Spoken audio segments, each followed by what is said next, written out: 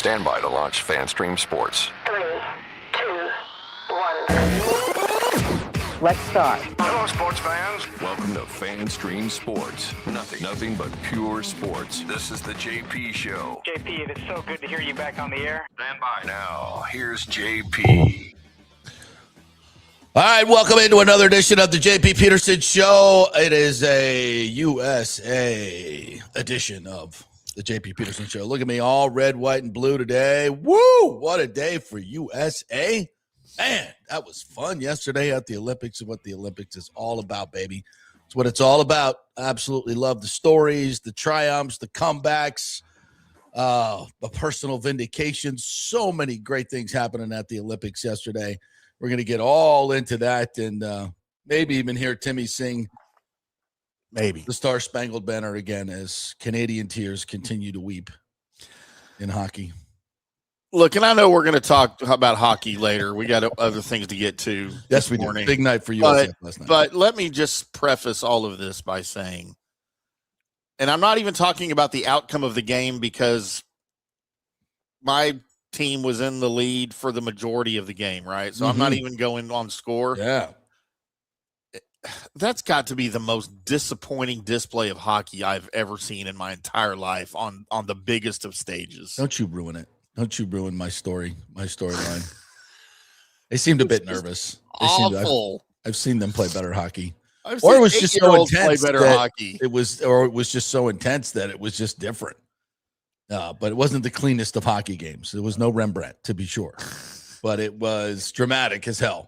It was dramatic as hell. It was really, really good.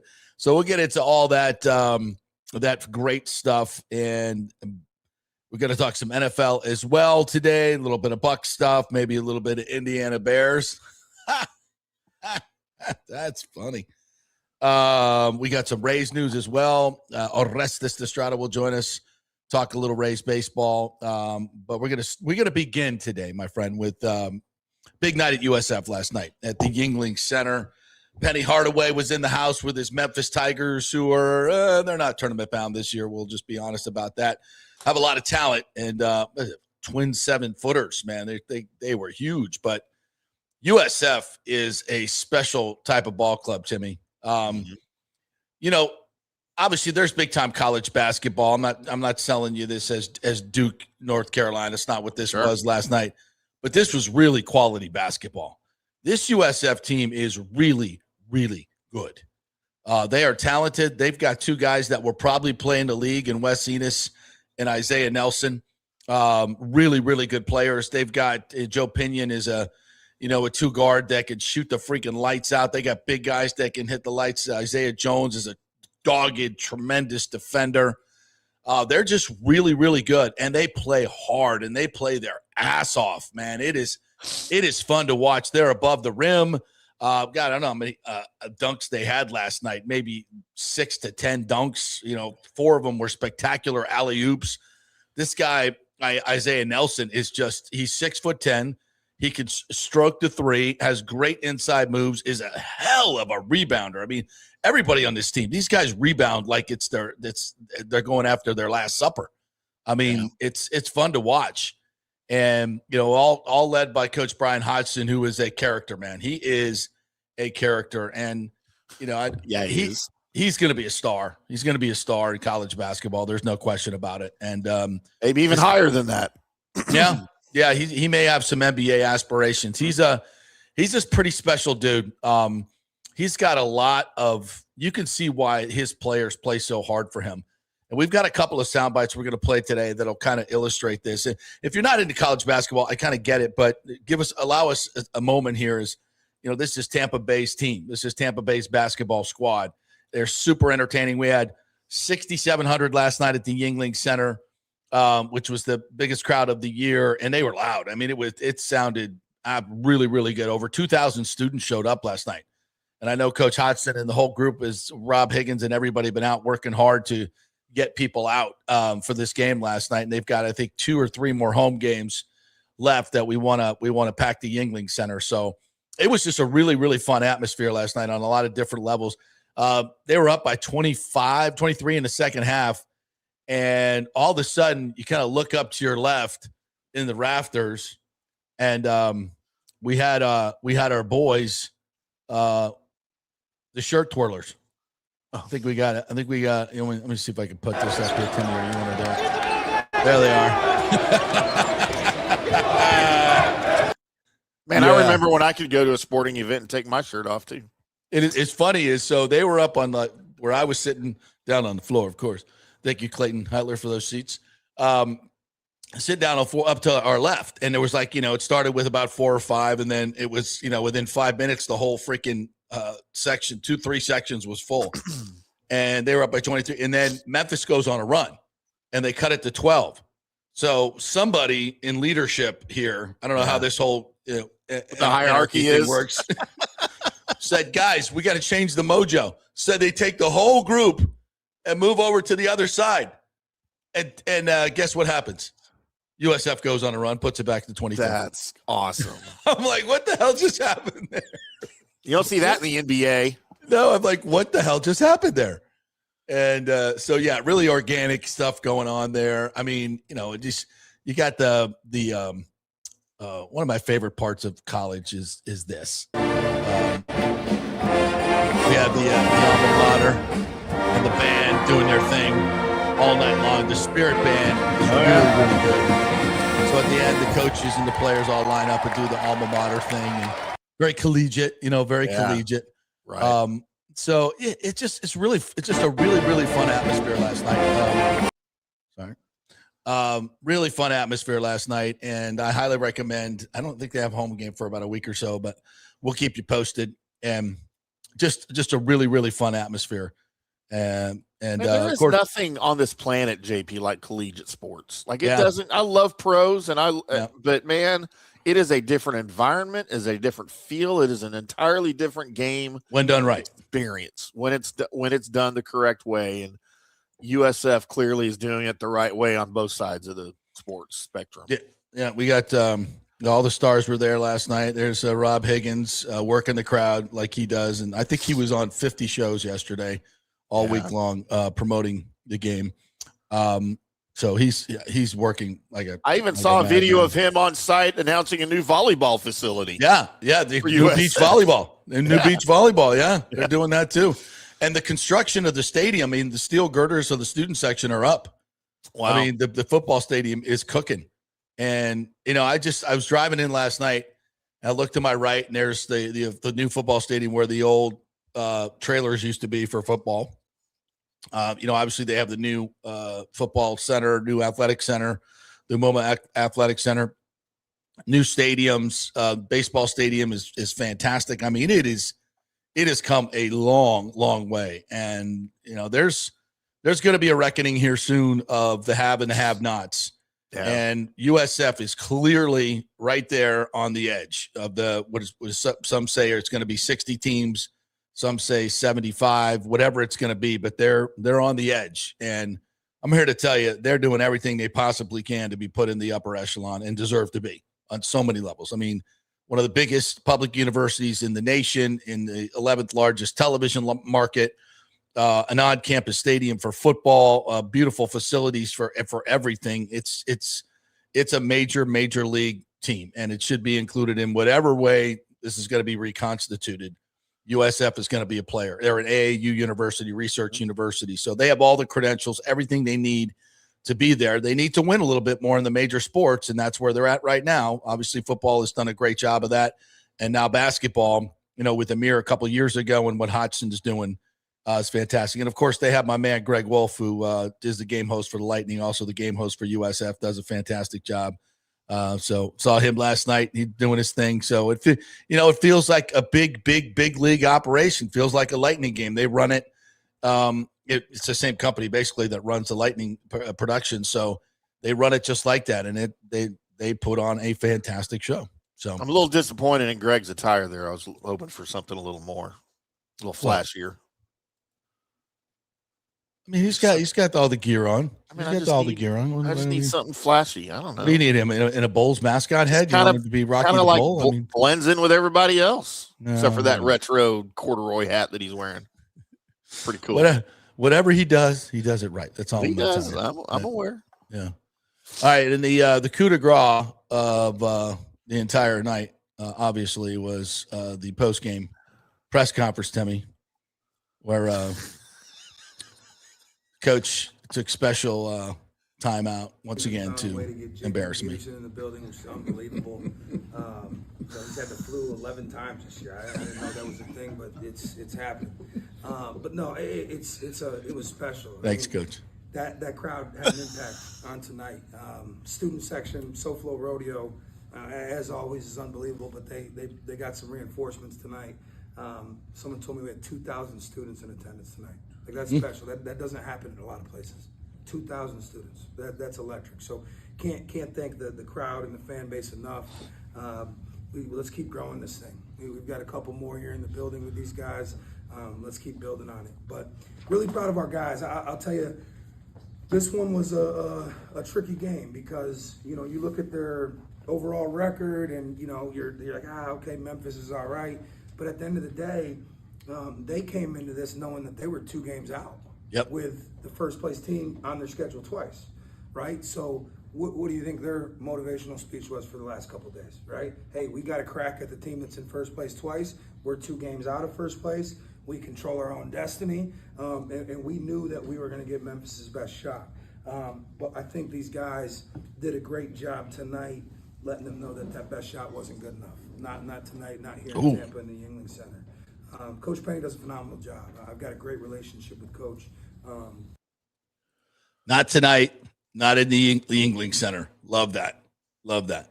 He's got a lot of respect for Coach Penny Hardaway, who was in the building last night. And, and Memphis jumped out to a little bit of a lead. They were hitting some threes.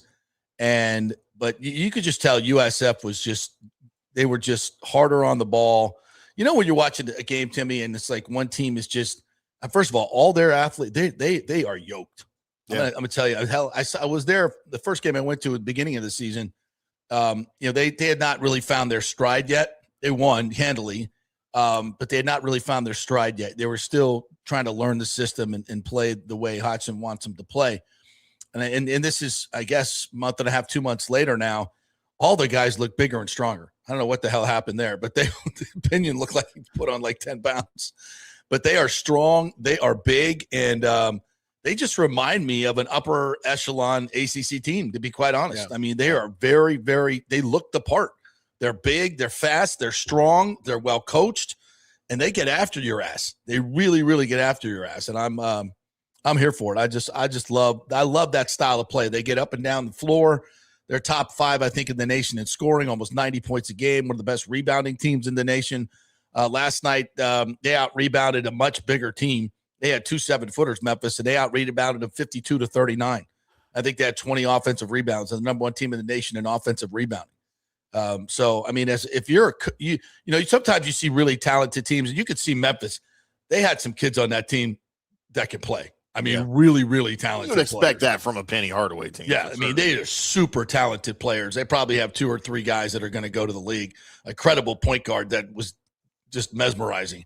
But they just got beat down. They got tired. They got beat down, and they're just like they just didn't want any more of it after a while. Well, I mean, their will was kind of broken early in the game because USF went up early and went up big, leading, I think, 15 at the half or something like that. Yeah, and got it to 23 at one point, yeah. You ended up winning by 21, but you outscored, USF outscored Memphis by 15 still in the second half. So, I mean, they were never really close.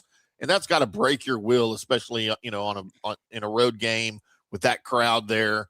It's an amazing feat, I think, for what USF is doing right now. And here's Coach talking about their practices, which have become kind of legendary. I'll just let him have the floor here. This is pretty cool. Right? If practice is harder than games, when you walk into a game, you're not going to be there's no shock at all, right? I mean, we compete. I mean, if you step into practice, you watch our practice, it's intense.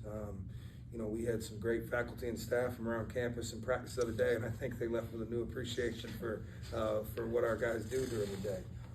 Our practice is intense, but we recruit guys that enjoy that want to work, that take pride in the grind, take pride in the grind.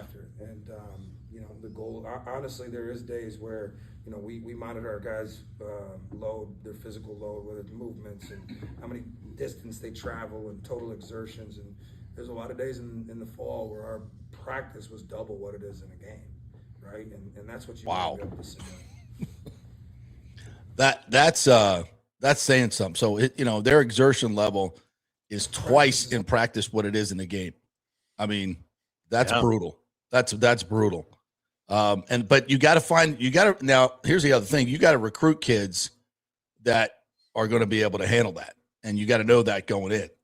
Here's the players talking about the practice. This is day one in the beginning of Isaiah Nelson. Our practices, like coach doesn't like to ease into anything. So it's just like it's a fast-paced thing every day. So a couple guys, we like to joke about it and be like something like our practices are our games, and then game days are like practices. Yeah, just the same thing. We've been going hard since day one, since June, and there hasn't been a let up, same intensity. So we're kind of used to it. So games get easy for us. Isaiah, it's not easy to just start playing zone defense. It takes a lot of practice. Why were you guys so effective tonight with that? Just we always say, just trusting one another. So it's just like if Derek comes in the huddle, and if he's telling us his own, he's telling us what we're doing, and we trust our coaching staff that they watch film every single day. As soon as one game is over, to get on the next team, and whatever they have best for us, they know what best is for us, and we just execute it. Isaiah, you also hit. Yeah, I don't want to get too much in the weeds of X's and O's here, but just basically speaking, they're a man-to-man team. They pride themselves on man-to-man defense. They rarely play zone. And Hodgson looked at the tape of this Memphis team, and zone was giving them a whole lot of problem. So they went to kind of a 2-3 matchup, 1-3-1 type zone where they're trapping here and there, and it's highly active. But to be really good at zone defense, you got to play it a lot. You really do. You got to play it a lot. You got to practice a lot. And a lot of it's instinct. A lot of it's instinct with what's happening. And that's what he said. Isaiah Jones, who's not a great scorer, but he does everything else. 6'5", like super athletic. He's a great zone defender. And Hodgson said he texted him and said, "Hey, we're gonna play a lot of zone tonight. So I'm gonna need you to be on your game. You're my guy." And they played it almost flawlessly. I'm watching them play zone. I'm like, wow, I didn't even know they played a lot of zone. And they don't. They just flip the switch. And that's super hard to do against, a talented team. It's not something you have to have really high IQ players to be able to do something like that. And just talented players. And they flipped the switch like it was nothing, like they do it all the time. Yep. That was super impressive. Coaching matters, JP. Yeah, it really does. And that's a well-coached team. When you can flip the switch like that, that's doing something. That means you guys are paying attention. And I don't know about you, but when Hodgson talks to me, I pay attention. Very intimidating, man. But nice, man. And this was a funny moment, actually. I think one of the reporters asked Coach Hodgson, I didn't see it, but there was kind of a verbal altercation with he and Wes Enos, his best player, on the bench. It was kind of when Memphis was making a run and Enos was on a breakaway and he went up to dunk it and he missed the dunk. Missed the dunk. And it was it's kind of a moment in the game where they were making their run and you kind of needed that bucket to kind of stem the run. So Hodgson, took him out of the game and they had some words. And so he was asked about it. And I thought this was really, really instructive on how this program is run. He told me, yes, I can. I told him, I've never seen you dunk before. And that's what it was. We went back and forth about 6 times. And Wes is a great kid. He's an elite competitor. I love it. I love that from him. I love it. It's what makes him good. He's not disrespectful. Nothing negative happened there. I coach him hard as heck. If you haven't noticed, I coach him hard as heck, but I know that I can. He knows that I love him to death. I have his best interest in heart in everything he does, but he's just an elite competitor. And I told him to lay the ball up in that moment, right? The game's not over. We don't want to get goofy. And he's such a competitor, man. Everything he does is with elite fire. But those are the guys that I want to coach. Yeah. I here's what I appreciate about the way Hodgson's talking about the players right now is I can tell that he coaches his team like he talks about his team, right? Yeah, like he'll throw you under the bus for a mistake that you made, and then he'll prop you right back up. And I have a feeling that's exactly how he is in practice, how he is with his players personally, one-on-one. And that's a great coaching style, man. Well, it's the key to success. If you can't coach these guys hard, they're not going to get better. Yeah. And that's a huge difficulty today in sports. When I talk to coaches all the time, one of the big things they say now is you can't coach your guys hard like you used to because they just leave. Because that's what kids do. When stuff gets tough, they don't dig in for the most part. They leave. They transfer. They go. And I got some stuff. I talked to a high school coach this morning, a long time high school coach. The stuff that's going on in high school right now, there's a lot of legislation. We're going to talk about this a little bit later on the show, is bonkers, Timmy. Bonkers what's going on. But back to this point, you got to find kids that want to be coached like that. And Hodgson, when he recruits guys, he has to know, like, hey, this isn't for everybody. If you're looking, for a cushy feather bed, not here. This is not the spot for you. And some guys don't want that, but the guys he's got do, clearly. Well, and look, there's a difference between coaching guys hard in today's culture and Bobby Knighting guys, right? Like, you can coach guys hard with the utmost of respect and still be respectful to them, and then you can just break a guy's will, which isn't, to me, isn't coaching hard. That's just breaking guys down, and that's not productive. That's counterproductive. All right. Clearly, Brian Hodgson has learned the art of coaching guys hard and still showing the players respect and them, showing that respect back. And that's the key to that. It's the key to making it work. Yeah, break them down and hug them up. Coach them hard and hug them harder. And he's got it down. And just to kind of wrap this up, and we'll get to some comments on USF. It's a great product. It's a great product, and everything they're building over there at USF. Listen, when I first came here, in '97. And obviously spent a lot of my career at Florida State and covering University of Florida, two of the best, especially during those times, national championships galore, two of the best programs in all of college sports at the highest level. And I came here to USF and I was like, see how they run their program. And I was shocked. I was like, this is rinky dink. This is mini. It's not even Mickey Mouse. It's Minnie Mouse. No disrespect. It was bad. And there was no leadership at the top. It was poor leadership, not after Paul Griffin, but more than anything, just the university was not interested in being big time sports. They just weren't. Yeah. And that's fine. Listen, colleges are for academics. That's what they're supposed to be. They're not supposed to be, big professional sports training grounds. But if you're going to do it, do it. If you're going to be a Division I school with all the resources that USF has, go do it. And now they finally have leadership, and they have a new president. Hopefully, that president is in the footsteps of Rhea Law, who has kind of turned this entire thing around into what can be a sports juggernaut. And what you see now compared to what it was when I got here is a 180-degree turnaround. And Rob Higgins is not effing around. This dude is like 24/7. He will not settle for just good enough. He won't. And it's exciting. It's exciting. And the next step is you guys. You guys have got to get on board. It doesn't happen without the students, without the fans. And last night was a really good start. It was a good start, but it was still 6,700, not 10. It holds 10. And we need more. We need to be, if you guys want to be what USF can be, the students, the alumni have to step up. I think everybody's doing their part now. There were times when you could say they weren't getting what they needed from the administration, and I think that was absolutely evident. But I think that those times are gone.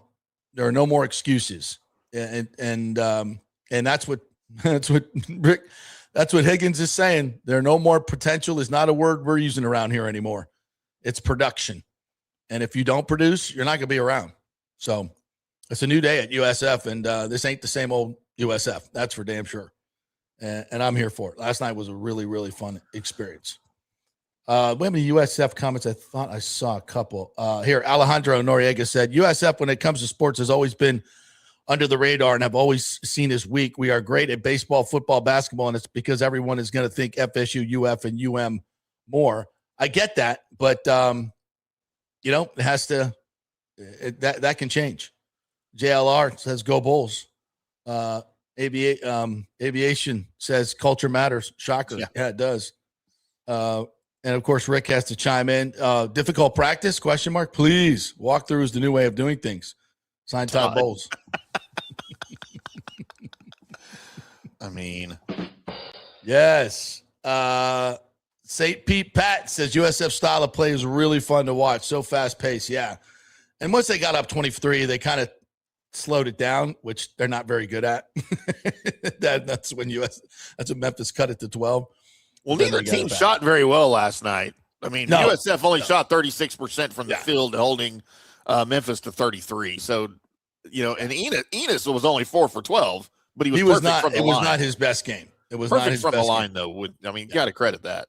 Yeah, they got a lot of points at the line. What were they? They got shot 53 throws, didn't they?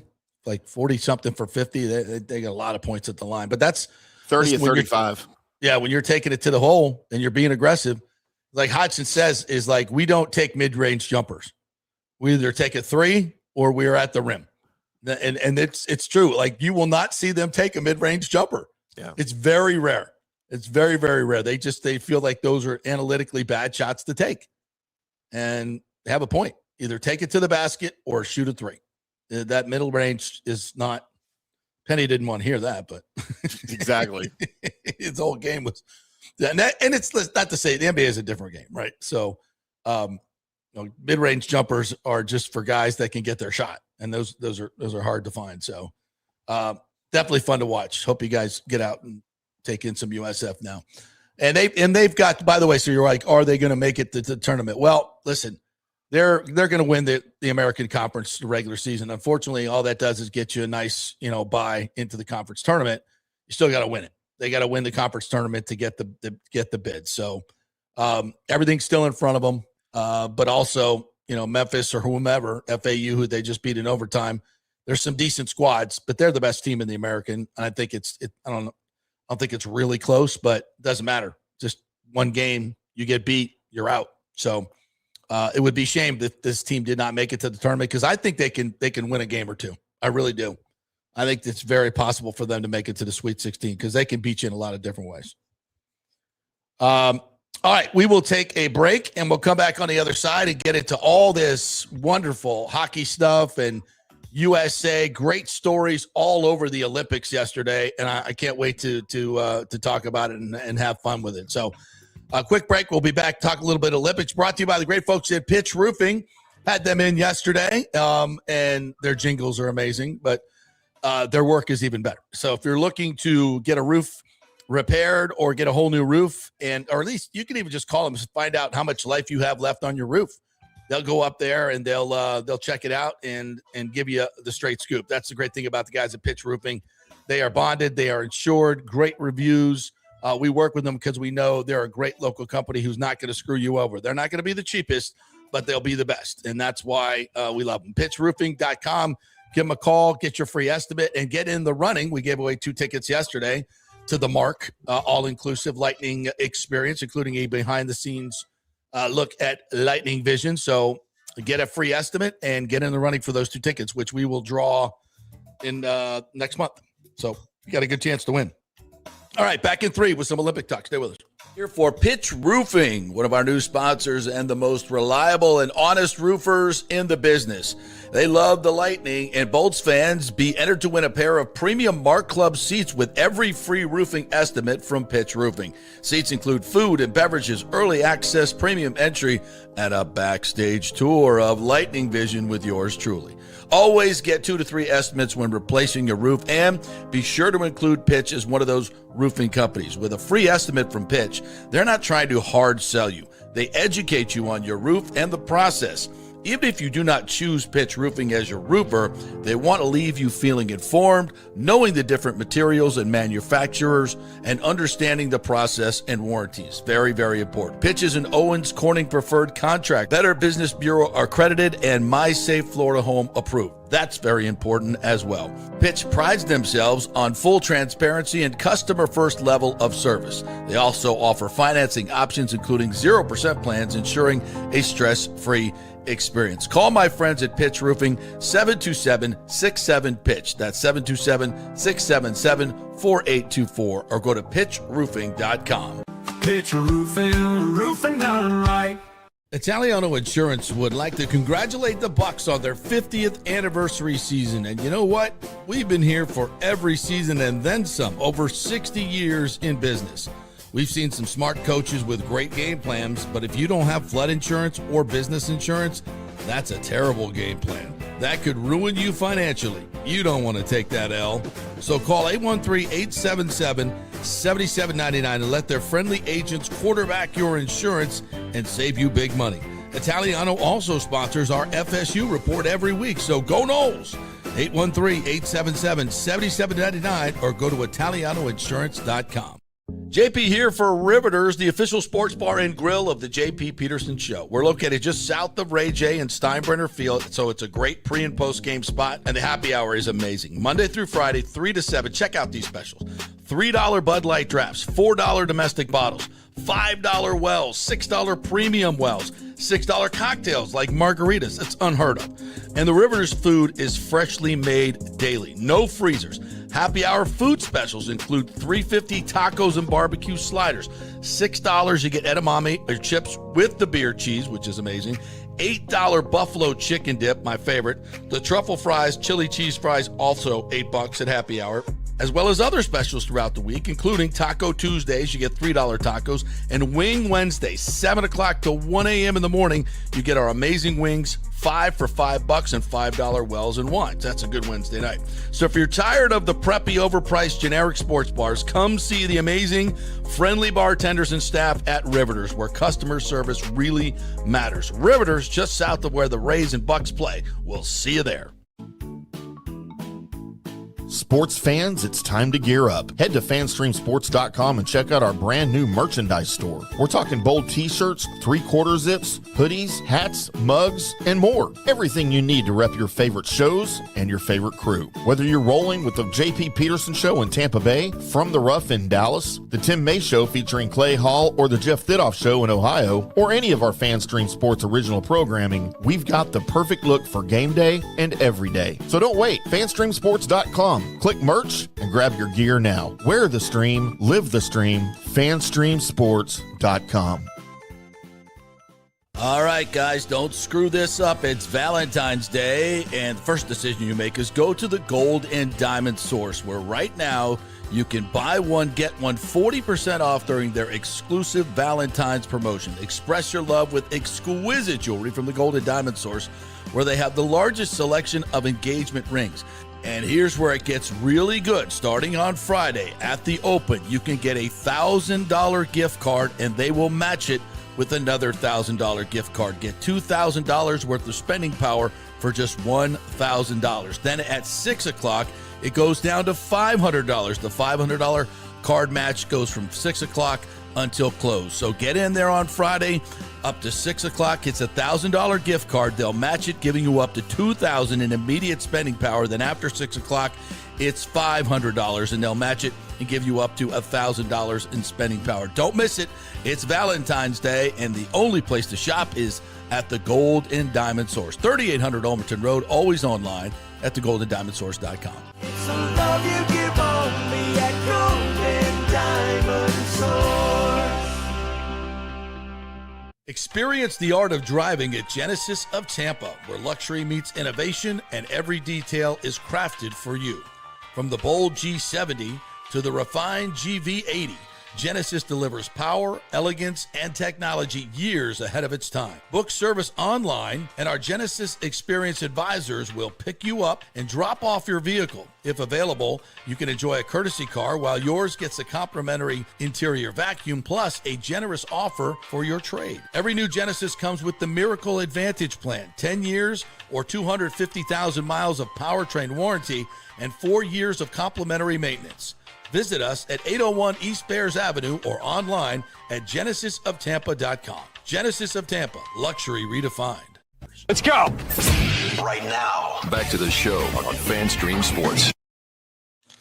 All right, welcome back to the JP Peterson Show on this Friday. It's Fun Friday. We're going to have some fun here today. And yes, Tim Ham may be singing the American National Anthem again because USA beat Canada. More Canadian tears flowing. But there seems to be some controversy on that, so we'll discuss in a moment. But I want to thank the great folks at Riveters, where you can go watch all these Olympics. They're having a great time over there watching the Olympics and all the other things going on, college basketball. NBA, everything that's going on. Soon spring training over there at Riveter is going to be the place to watch all the Rays games. They got a lot of exciting things going on for Rays baseball this year. We're looking forward to that. It's always the place to go to watch any sporting event, or just if you want to have a great lunch, a great happy hour, a great dinner, a late night happy hour. It's all there at Riveter's.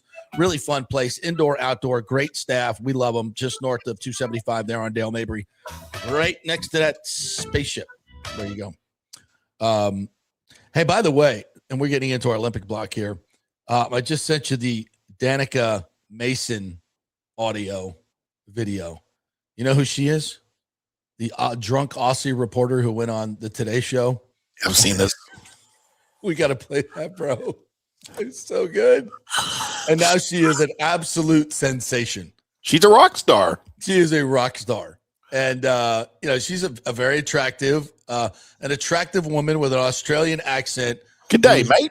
Drunk on the air, talking sports. Yes, she has become a American sensation overnight now. That's all you need to do, folks, to get famous and rich. Get drunk on the air. Oh, wait, I've done this many, many times. Where's my money? Where's your money, Timmy? I mean, where? Yeah, I don't ever get rewarded for being drunk on the air. It's usually quite the opposite. Right? What are we doing wrong? What are we doing wrong? Time and place, I guess. I don't know. Yeah, something like that. Probably not as hot. Yeah. Something like that. Clearly. Yeah, I don't know. You see the entire thing with the Australian accent, straight out words. That was fantastic. Yeah. No, I don't think you want to see it now? Yeah, sure. Why not? I don't know we're talking about it. Why hold it and tease it over these people's head when we get into the serious Olympic stuff here in a moment? We will go. I believe this was on the Today Show. Literally, the price of coffee over here is actually fine. It's more the price of coffee in the US that we are going to have to get used to. I'm not sure about the iguanas. The iguanas? Where are we going with that one? But anyway, the fact that we've got so many athletes who are willing to compete as well after her as well. She is just one of those athletes that you keep in their mind and you just look at them and go, what an inspiration. No, I agree. Yeah, she has a long road ahead of her. I agree with you completely, Danica. So she sounds exactly like all four of my Valentine's Day dates by the time I dropped them off. They all had Australian accents by the time you got done with it? Really? By the time I was done with him, I was saying, good day, mate. Don't know how that works, but what were you watching, an Australian movie marathon or something? We're watching Quigley Down Under. Yeah, okay. Well, that'll work. All right. Enough of this nonsense. I don't know where to start. Well, I'll start with the U.S. women yesterday. So we're watching, get home, looking forward to it. And Canada, USA, heavily favored USA team that beat Canada 5-0 in the preliminary round. Allowed 2 goals, scored 33, allowed 2. It's a juggernaut of a team. Mm-hmm. Maybe the greatest Olympic team since the Dream Team, dare I say. Oh, I don't know if there's been a more dominant team in their sport. I'm not, comparing, the athletes. I'm just saying in terms of a dominant team in their sport in the Olympics, I don't know if there's been a more dominant team. 33-2. Anyway, 33-2 was their scoring differential, right? Yeah. I mean, I don't think, they held the other team scoreless for 331 minutes, an Olympic record by far. It was the other team that scored on them. Wasn't Canada because they got shut out. I think it was the Swiss. So they allow a freaking shorthanded goal. Yeah. So Canada's up 1-0. Frankel allows it wasn't even straight. Yeah. So it allows a shorthanded goal. Great play, breakaway by Canada. So they're up 1-0, and USA is just pressuring. They cannot score. And I'm like, this would be a humongous upset. Even though Canada's won 5 golds to 2, I think, for US in Olympic hockey, something like that. But as of late, USA has dominated Canada. So they're heavy favorites. And then they pull the goalie with 2 minutes left. And Hillary Knight parks in front and just absolute beautiful redirect. I think it was off of Edwards' shot, I believe, from the point. She gets it through, and it's coming on the ice nice and low, and she just reaches between her legs and pops it right up, and it's in the back of the net, and it's bonkers. The place just explodes. That was the first indication that I saw in this entire game, JP, that the U.S. women's hockey team had any hockey skills whatsoever.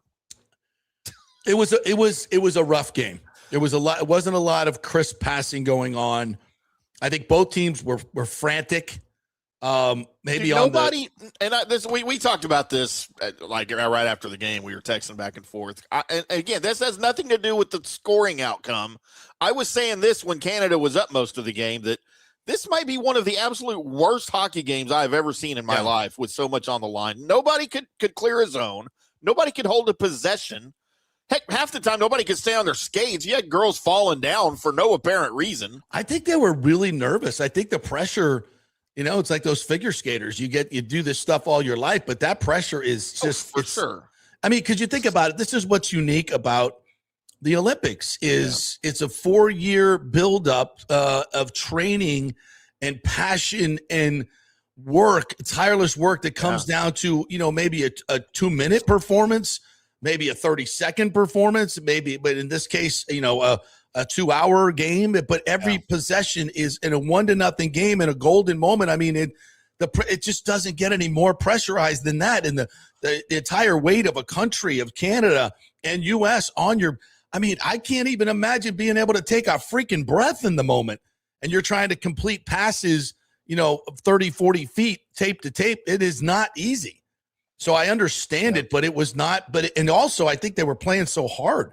They were just playing at a frantic level. Yeah, so and it wasn't beautiful hockey. I did make this comment to you as well. After watching all of the Olympic hockey, the women's hockey games, in the lead up to the medal tournament, watching the USA and Canada on the ice, they are just so much faster than. And this is all. I guess this is obviously only true of the women's teams, but man, U.S. and Canada are so much faster on the ice than the other countries, and it's never more apparent than when you're watching them play each other. Yeah, like I didn't notice it as much, when Canada played Sweden or U.S. played Czechia, whatever they are. But when you see them together, like go watch Sweden and Germany or whatever, and then watch U.S. and Canada, dude. It is like a different game. It is a different speed, and that was impressive. But I just needed to see a little more skill, man. It was almost embarrassing for me. Well, that being said, you're never going to see better skill in a golden moment or a golden goal than what you got from Megan Keller.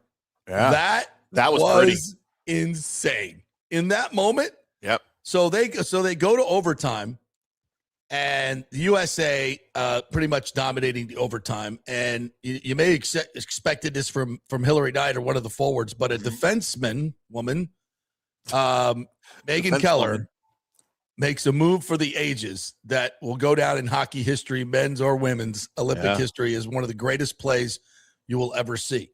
And Renee Debian had absolutely no chance on that goal. I don't know about that. I don't know about she that. Had no chance of stopping it. Like that was just. I mean, she misplayed it early because she didn't anticipate the back. If you're a goalie, you want that back. But she had no chance. Once she committed to her right, she had no chance. Yeah. But it was a hell of a move. Unfreaking believable. Megan Keller. Do we have that, or can we even play it? We probably can't even play it. Yeah, I was afraid to play any of that stuff. That'll embargo your ass quickly. Yeah, I'll go to jail. So you've all seen it. You've all seen it. She just goes right through the legs of the defender.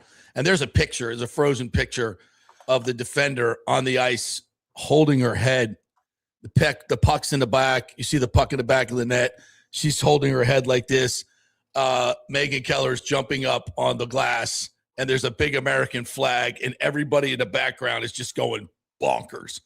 It is absolute joy. It is the agony of defeat. And the thrill of victory. Fan of that picture, JP. It is absolutely insane. And what a moment for USA. The celebration. There were tons of celebrities there. Not that means anything, but yeah, there's a bigger picture out there. Yeah, that's the narrow shot. Yeah, but it's and you felt for Canada. I mean, I felt so bad for those ladies. I mean, it was crushing. You're 2 minutes from from pulling off one of the greatest upsets in the history and really becoming a team for the ages. Like you never have to pay for a Molson the rest of your life or a Tim Hortons ever. You mean a Chardonnay somewhere? Yeah, of course, yeah. But I mean, it's all taken away in a breath, and that's what makes the Olympics so great. That's what makes it so freaking great. It's just in that moment, and it's indelible forever. And this U.S. women's team will go down as one of the greatest teams ever. Dare I say, dreamy?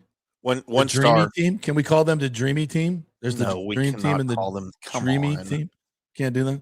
Look, it's a fine moment, but let's not blow this out. They need a nickname. They need a nickname. Come on, bro. Play better hockey, then we'll give you a freaking nickname. Shut up. They play better hockey. 33. So throw in the final. What is it? 35-3 through 6 games or 8 games, whatever it was. Those are the luckiest girls on the planet right now. Whoa. Now look at that. I mean, think of the heartbreak right there from the goalie. She thought she had I'm just kidding. Clearly it's a fine moment. And I went into this, saying like I was torn about who to cheer for. I went with the Canadian thing for our bet purposes. But when the goal went in, I might have put out a little muffled cheer. All right. I had no problem with Canada winning. Or with the US winning. I was really baffled by the level of play. I was very put out. All right, we heard you. Enough of that. Stop ruining a great story. It's not. John Hill says the long pass by USA Heisey on the OT winning goal was a great pass. It was. That family's had a nice week. Her brother plays for Iowa State, hit the big bucket to beat number 2 Houston. They've had a nice week, no doubt about it. John also mentions USA were slow in skating back on the breakaway, shorty goal by Canada. Or they were faster. I give them credit. Rick says, "Thank God storylines that was more amazing." Yeah, Rick says, "Thank God the USA won. I thought we would have to hear AI JP sing Canadian anthem in French." All right, so about this, Timmy was supposed to sing the anthem today, but he's claiming, if you want me to. He's claiming he has a cold, allergies. Never say claiming allergies. I haven't had the flu. 11 the quality of your voice like is something that's actually important in this bet. Like we weren't expecting Pavarotti, if that's what you're thinking. I mean, everyone's heard me do it already. I know, but it's just the more shame, the better. That's okay. I'll do it. So I'll make a deal with you. I'll make a deal with you. We'll wait for the hopefully USA Canada men's final on Sunday, and if Canada wins, I'll sing "Oh Canada," and I may even endeavor to do it in French. Oh wow! I can sing about half of it in French. I don't think I can do all of it in French. Yeah, but we'll see. I'm sure you guys the Petermans would love to see that. They would love to see that. Absolutely, they would tune in for that. All right. And the other big story yesterday was Alyssa Liu. What an incredible story this is. I didn't even know this, but her father defected from China after the Tiananmen Square crackdown, murders. And of course, the CCP, the communist regime, does not like anyone or anything defecting from China and doing anything on a world stage. And so they embarked on what was a very dangerous and sophisticated spying and intimidation program on the Liu family when it became clear that she was going to be the lead skater for the United States in Beijing in 2022. The Chinese Communist government did everything they could to disrupt her training, spy on them. I mean, the stories are horrific. And it's like a spy novel. It really is. It's and crazy. It's everything about what the Chinese government is about. All about propaganda, all about, just trying to fool the people of China thinking that, anyone who defected is an enemy of the state. We won't get into all the politics of it, but I think you can figure it out. And this pressure became too much for her. So at the tender age of 16, 17, she said, I'm done. I'm not going to skate anymore. And she was among the world's elite. She was going to be an Olympic champion. And she said, no, I'm done. I'm just going to go to college. And so she did until she got the bug again and said, you know what, I think I want to do this again. And, she went through a lot of therapy, a mental therapy, and she came back with a very clear conscience and understanding that to her, just competing was the medal. As long as I just get out here and have fun and do what I can do and love what I do, it doesn't matter if I win gold or I finish last. I don't care.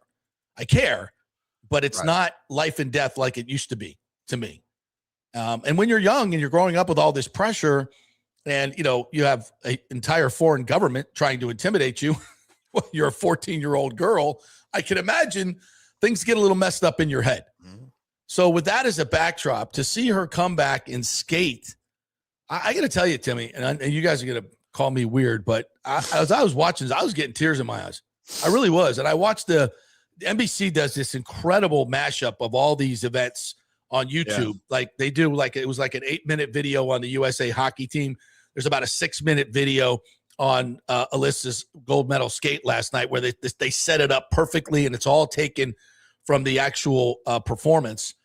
And the clips are taken and edited just superbly. I highly recommend you go watch it. And it's on YouTube. You can find. I'll retweet them on socials today. And it just brings these moments, all family moments, the hard work, the pressure, and all of it. And skating, I think the Gannon, Lipinski, and Johnny Weir did a great job of painting that picture of the pressure. And you were watching, all through these Olympics, these girls just succumb to the pressure and just not be able to compete at that level when it's needed. And I can't even imagine the pressure. It's immense. And she just skated like it was nothing. Like she was on a pond in the back of her yard, and she just crushed it. I mean, crushed it. If you've never watched figure skating before, go watch it. Just go watch it. And if you're not moved by this, knowing the backstory, you're an AI robot, and good luck to you the rest of your life. It's just, to me, it is the essence of what competition, Olympic competition, what the human experience is about, to become the best in the world at doing an endeavor, because you're putting 10,000 hours into everything. And in that moment, to absolutely freaking nail every movement, it is the highest of what humans, to me, can accomplish from an emotional, mental, physical standpoint. It was amazing to watch. And this is why, to me, this is why we watch sports. This is why we watch sports. And I just can't get enough of it. And then you throw in the patriotic part of it, which is, another, especially these days, it's a whole nother level of it. And I think for me, these Winter Olympics have just been absolutely amazing on so many levels. And, and I hate to tarnish it at all, but I think it's worth saying because of what Alyssa has gone through. And her politics are not the same as mine, and I don't care about that. And you shouldn't care about it. But she is, she's very proud of what she and her family have been able to do. And I think that's important. Now, then there's Eileen Gu, who grew up an American, the freestyle skier, who essentially defected and went to China because they paid her millions and millions and millions of dollars in endorsements to compete for China. And if you understand what's going on in China, and clearly she must, and they're using her as a propaganda tool to hide all of the human rights atrocities that this communist regime endeavors into, and you want to promote that and be part of it, and you did all your training and grew up in America, shame on you. That's just my personal opinion, but shame on you to be used as a pawn by that regime. Not that the United States is without reproach, but yeah, it just, to me, there's a obvious dichotomy there that I think needs to be pointed out. I'm not trying to blow out Eileen Gu's candle so that Alyssa Liu shines brighter. Not trying to do that, but I think if you don't acknowledge the obvious here, I think you're doing a disservice to both the stories. And it's just my opinion. But I think it also really shows what Alyssa Liu has been through and what she conquered. And to me, that was a golden moment. Those two things yesterday were pretty damn good. And there's been there's a lot made of the United States women's soccer team when they won or didn't win.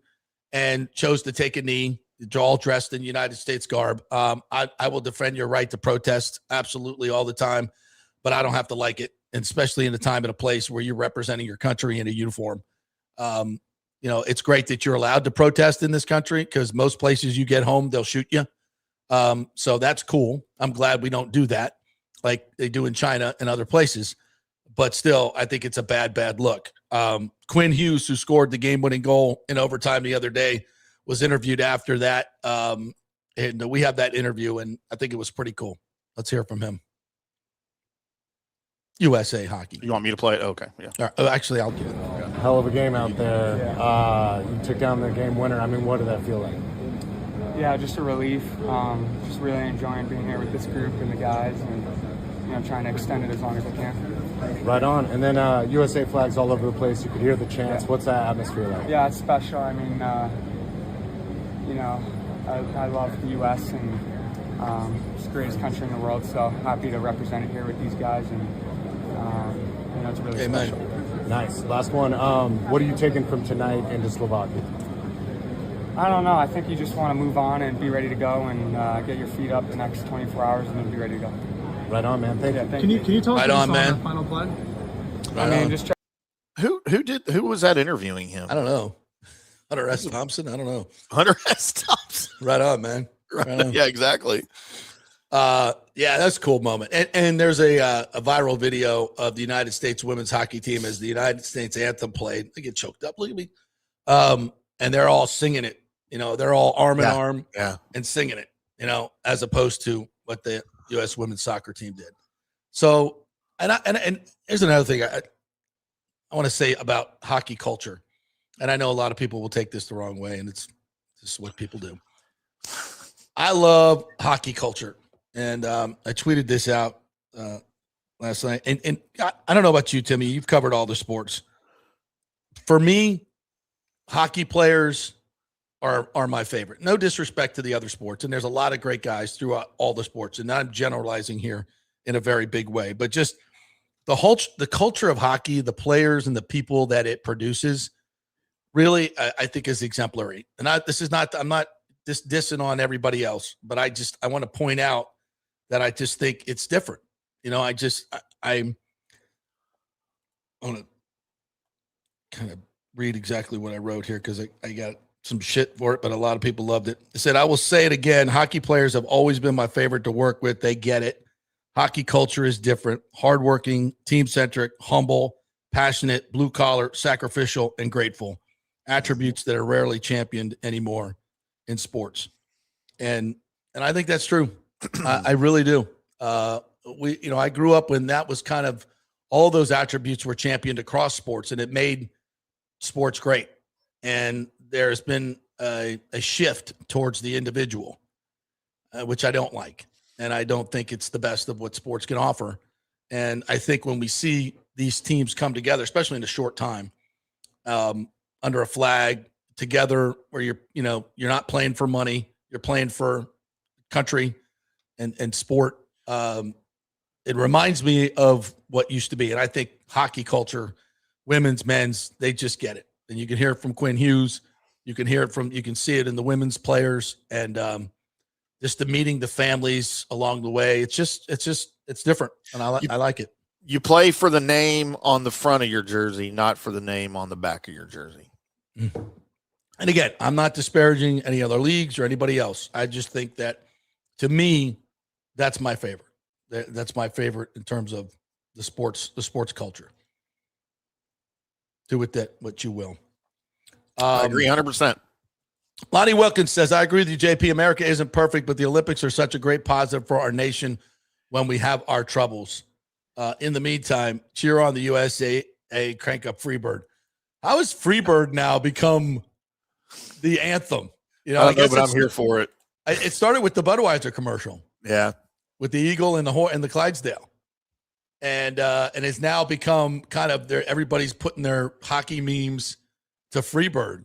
And I'm definitely here for that. That is freaking fantastic. Lonnie says the Olympics is a great representation of the dream, not just in America, but around the globe, because we're all a lot more the same than we are different. It's not racist to cheer for our country. I know, right? Like, yeah, it's not. It's not. And it's not racist to want to promote American culture. Like, when did that become a bad thing? And again, we are not perfect. We are far from it. We are far from it. But our system is proven to be the best, in my opinion. And I've learned so much more about our government than I care to learn in the past 5 years. And it is far from, but, you know, and I will say that, you know, the people that are driving this that's not American culture. Right. As we grew up in the 60s, 70s, and 80s and 90s, you know, when it's just not. And I'm not gonna be intimidated into being silent about it. If you want to promote good old fashioned American culture, then I think you should be able to do that without being called a freaking racist. Yes, we had, you know, we went through our racist past, and so is every other country in this world. That is part of the human condition, and it was reprehensible on so many levels, but we fixed it. Not perfect, but better here than any place else in the world. I can tell you that, in my opinion. Yep. Rick says, LeBron James can't believe Lou's story. He wished he could play for the CCP. Kind of right there with you. There's part of that. Rick also says Tim went to Outback Steakhouse. Nice upgrade from Applebee's. Man, I can't afford Outback. I wish. Yeah. I know even Outback has gotten crazy, hasn't it? What else we got here? No, we already played that one. Rick says you never want to have trouble with your Enos. I so knew he was going there. My Enos went 4 for 12 the other night too.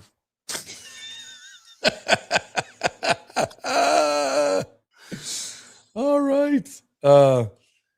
Michael LaRue says Alyssa Liu retired from figure skating for over 2 years. She didn't train, skate, or diet, and she enrolled in college full time to come back and compete at a high level and win a gold medal. That's amazing. It is. It absolutely is.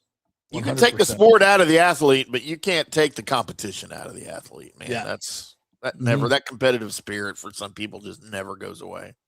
Tim Witherspoon says, congrats on USA women's gold medals. Can't wait to hear the national anthem. All right. You'll have to wait till Monday. Oh, by the way, sorry. No show on Monday, Tim. We have, we're working media day at Valspar. So we will come home with an interview with Rondé Barber for Tuesday, but there will be no show on Monday. All right. Which is maybe we'll do a little something. I just can't do it in the morning.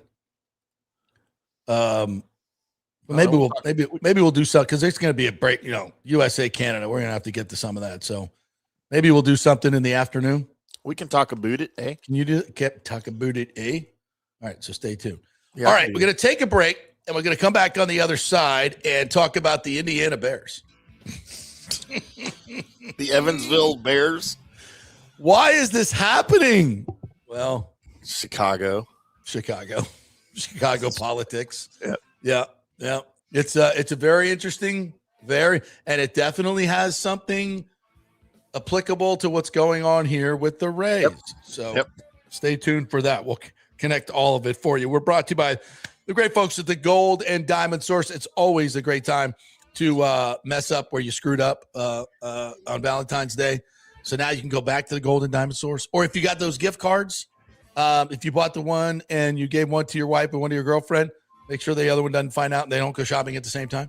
Or, you know, go spend that money. Go spend that money. You got the gift cards and go have fun doing it. And by the way, if you got any old gold, go into that jewelry box, go get that Guido chain and that Italian horn from high school. Bring it on over to the Gold and Diamond Source because what they're paying for gold now, you might be able to buy a new house. Gather it all up, all the broken earrings, whatever it is, all the broken hearts. Take it down to the Gold and Diamond Source, and they will pay you cash for your broken jewelry and broken heart. That's good money, right? That's good stuff. You know where to find them, 3800 Overton Road, always online at goldanddiamond.com. Back in 3. Well, the folks at Third Generation Plumbing and AC want to say thanks for making them so dadgum busy. Of course, advertising on your favorite Tampa Bay sports talk show helps, But it's their incredible customer service, honesty, and integrity that have earned them tons of 5-star reviews. And now you could be part of the team at Third Generation. Yes, they are so slammed, they need to hire more certified AC technicians and plumbers. It's a great family business to work for. My buddy John Rodriguez runs an old school family business since 1995. They pay well, give you all the holidays off, and they offer great benefits. No cold corporate atmosphere here. You're part of the family. If this sounds cool to you, call them and apply at 813-961-8024, or you can email your resume in at thirdgenerationplumbing.com. Just go to the website, you'll see the button, email them, or call them at 813-961-8024. And don't forget about the $169 yearly maintenance special. It's a no-brainer, guys. thirdgenerationplumbing.com, and they also do AC. Ciao, Paolo Tini here, owner of Caffè Paradiso, voted number 3 People's Choice Award on Open Table. I want to thank all our loyal family of customers that have been enjoying our great traditional Italian dishes we make from scratch every day. It's a great family story we're proud of. Our family moved from Rimini, Italy in 1984. My dad, Caesar, started Donatello, and that's where I got the start in the restaurant business. I started Caffè Paradiso on South McDill in 1995, and we've been there ever since. From our traditional ossobuco, a veal slow roast for 4 hours, to our daily fresh catch, the Gruppo Paradiso, with a piccata sauce and lobster claw meat, homemade pasta like lasagna, farfalle salchicha, which is a bow tie pasta homemade with fresh sausage. Hold on a minute, JP's favorite. I love it. So come and have a glass of wine with me on South McDill. Get a reservation on Open Table and see all our 5-star reviews. Ciao, see you soon at Paradiso. Welcome to Kingmakers, home of the JP Peterson Show studio and Tampa's premier business networking and social club for members only. By day, it's an exclusive, vibrant co-working space with a stylish conference room,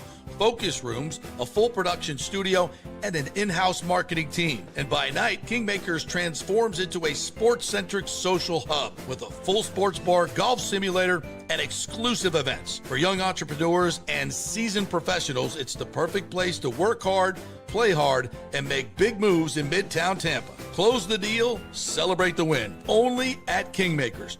Become a member today at kingmakerstampa.com. Your business, your club. Hey, JP here for my concierge medical professional, Chris Lugo, PA. You've heard him on the show for a couple of years where he shares invaluable medical, nutritional, and supplement advice. With Chris, it's like having a medical provider as your best friend. What I love about this concierge service is the convenience and support he offers. I can text or call him 24/7 with any questions or concerns, and he'll promptly call in a prescription if needed. No office visits or copays required. It gives me peace of mind knowing I have someone genuinely invested in my health, not just focused on insurance profits. And the best part, the Bay Area Modern Medical Center's personal concierge service is more affordable than you might think. Don't let insurance companies dictate your health care. Take control of your health and wellness today. Visit BAMMC.com for more information and to schedule your initial free consultation. Empower yourself and take charge of your personal health with BAMMC.com.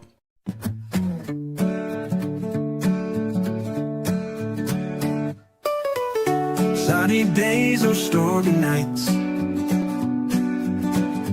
roofing problems out of sight. In Florida we stand so tall, pitch roofing, we do it all. Pitch roofing, roofing done right, for your home, day and night.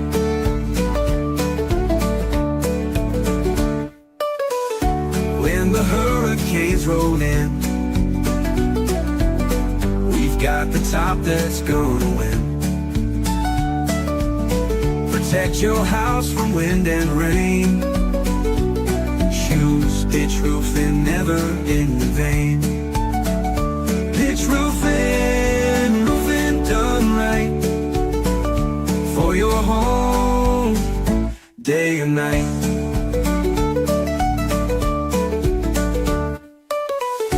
Call us now for peace of mind. Top service you ever find. Pitch roofing won't let you fall. we're the best, just make that call. Pitch Roofing, roofing done right. For your home, day and night.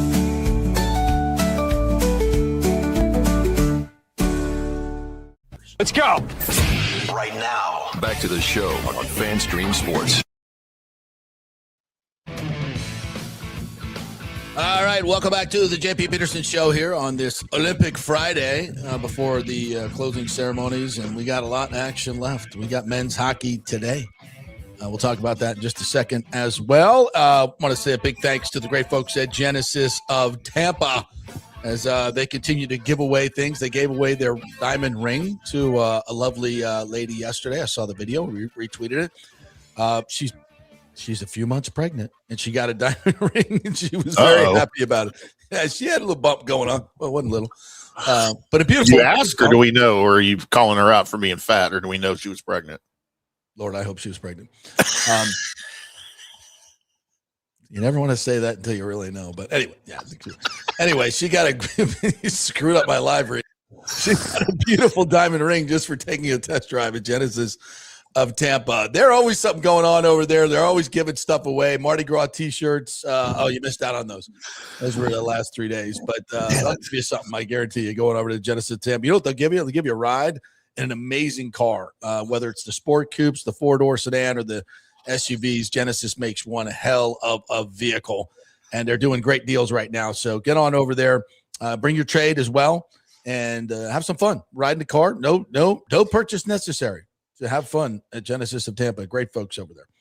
Tell them JP sent you. Definitely. All right, just to wrap up Olympics, because it ain't over, bro. It ain't over. Nope. We got USA Slovakia, who beat Germany 6-2. Slovakia is no joke. Nope. Now, so that will be at 3:10, and Canada and Finland is underway, I believe. So they started at 10:40 Eastern time, and I'm not sure if Sidney Crosby is skating today. Not sure, but we can check on that. There's neither one of these are gimme games, not even close. So they've got to get through this to get to the gold medal match, which will be on Sunday. Finland is up 1-0 on Canada right now. Finland's up 1-0. Yes. Wow. Once again, Canada trailing. Playing from behind. Yeah. Not always a good idea in hockey. No. So anyway, that's coming up today in hockey, and more good stuff coming there. John Hill says the Indiana Bears will have a 4,000-yard passer. Why are they getting a new quarterback? Because they don't. Did Caleb not throw for 4,000 last year? I don't think All so. the stuff he did, he didn't throw for 4K. Did he throw for 1,000 last year? Come on, dog. No, I guess he did not. Give me the number. Was he close? Last year, he threw for 3,942 yards.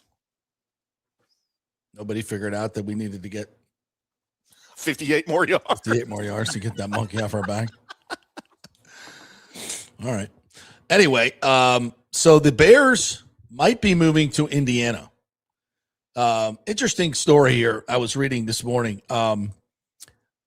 Basically what this is the Bears have committed $2 billion to building a new stadium. And about 3 years ago, they bought a huge plot of land up in Arlington, which was an old racetrack in northern Chicago, up in the burbs, so to speak, right? And they were going to build a huge mixed-use project there with a dome stadium and commit $2 billion to that. Well, they needed a lot of, like the Rays are going to be seeking here, the creations of special taxing districts, TIF money, all these different things to help finance the stadium and get some tax breaks as well. Well, the Illinois legislatures and Illinois government would basically said, go F yourself. You're not getting any tax breaks. We'll give you some money, but no, we're not bending over backwards for you guys. But we really want you here. So it's a typical type of Chicago Democrat mentality where they're the big dog and you'll take what we give you. And I think the Bears just kind of got a little sick of it, said, look, we're going to put in $2 billion. We've purchased this property. We're asking for a little public-private partnership here. And the mayor, who is a complete moron in Chicago, Byron Johnson. I mean, he's got about a 6% approval rating, I think I read this morning. And he said, what's his name? Kevin Warren, who's the president of the Bears, former Big Ten commish. Yeah, he called me. We couldn't connect. I'm like, what? What are you doing? Like, what are you doing? This is with the hottest issue in Chicago. It carries a little bit of weight, and your phone's ringing. It's the president of the Bears, and you're like, yeah, I'll get him back. I'm gonna finish my donut first, and then I'll try to get him back. Like, what are you doing? So the next thing I know, Hammond, Indiana, which is right across the border, and I guess you can see the Chicago skyline from there. Yeah, so we got a spot for you. And there's a lot of misinformation out there that Indiana's giving them billions and billions of dollars. No, they're not. They're taking what is basically an area that's not doing anything and not throwing off any revenue at all, and said, here, have the land. We'll give you the tax breaks, and you come in, invest your $2 billion. We'll help you with infrastructure and all these things because we want the Bears to be in Indiana. And they're like, okay, that's what we're looking for. That's just a little bit of want to. And so they struck the deal. 24-0 was the vote of the Indiana legislature to get it done. And I'm dumbing this down a little bit, simplistically. But yeah, so that's not, what is it, 37 miles from Soldier Field or down? Yeah, 30 miles, 37-minute drive. Yeah, right now. So not depending on traffic, right? It takes me longer to get to Arlington Stadium from here, to Cowboy Stadium. Yeah, so again, they're not leaving Chicago, the Chicagoland area, but it's an embarrassment. It's an embarrassment for local city politics and everything else. I mean, to leave the state of Illinois, like, to me, that's as big of a deal as leaving. The New York team's playing New Jersey, and that's a big deal.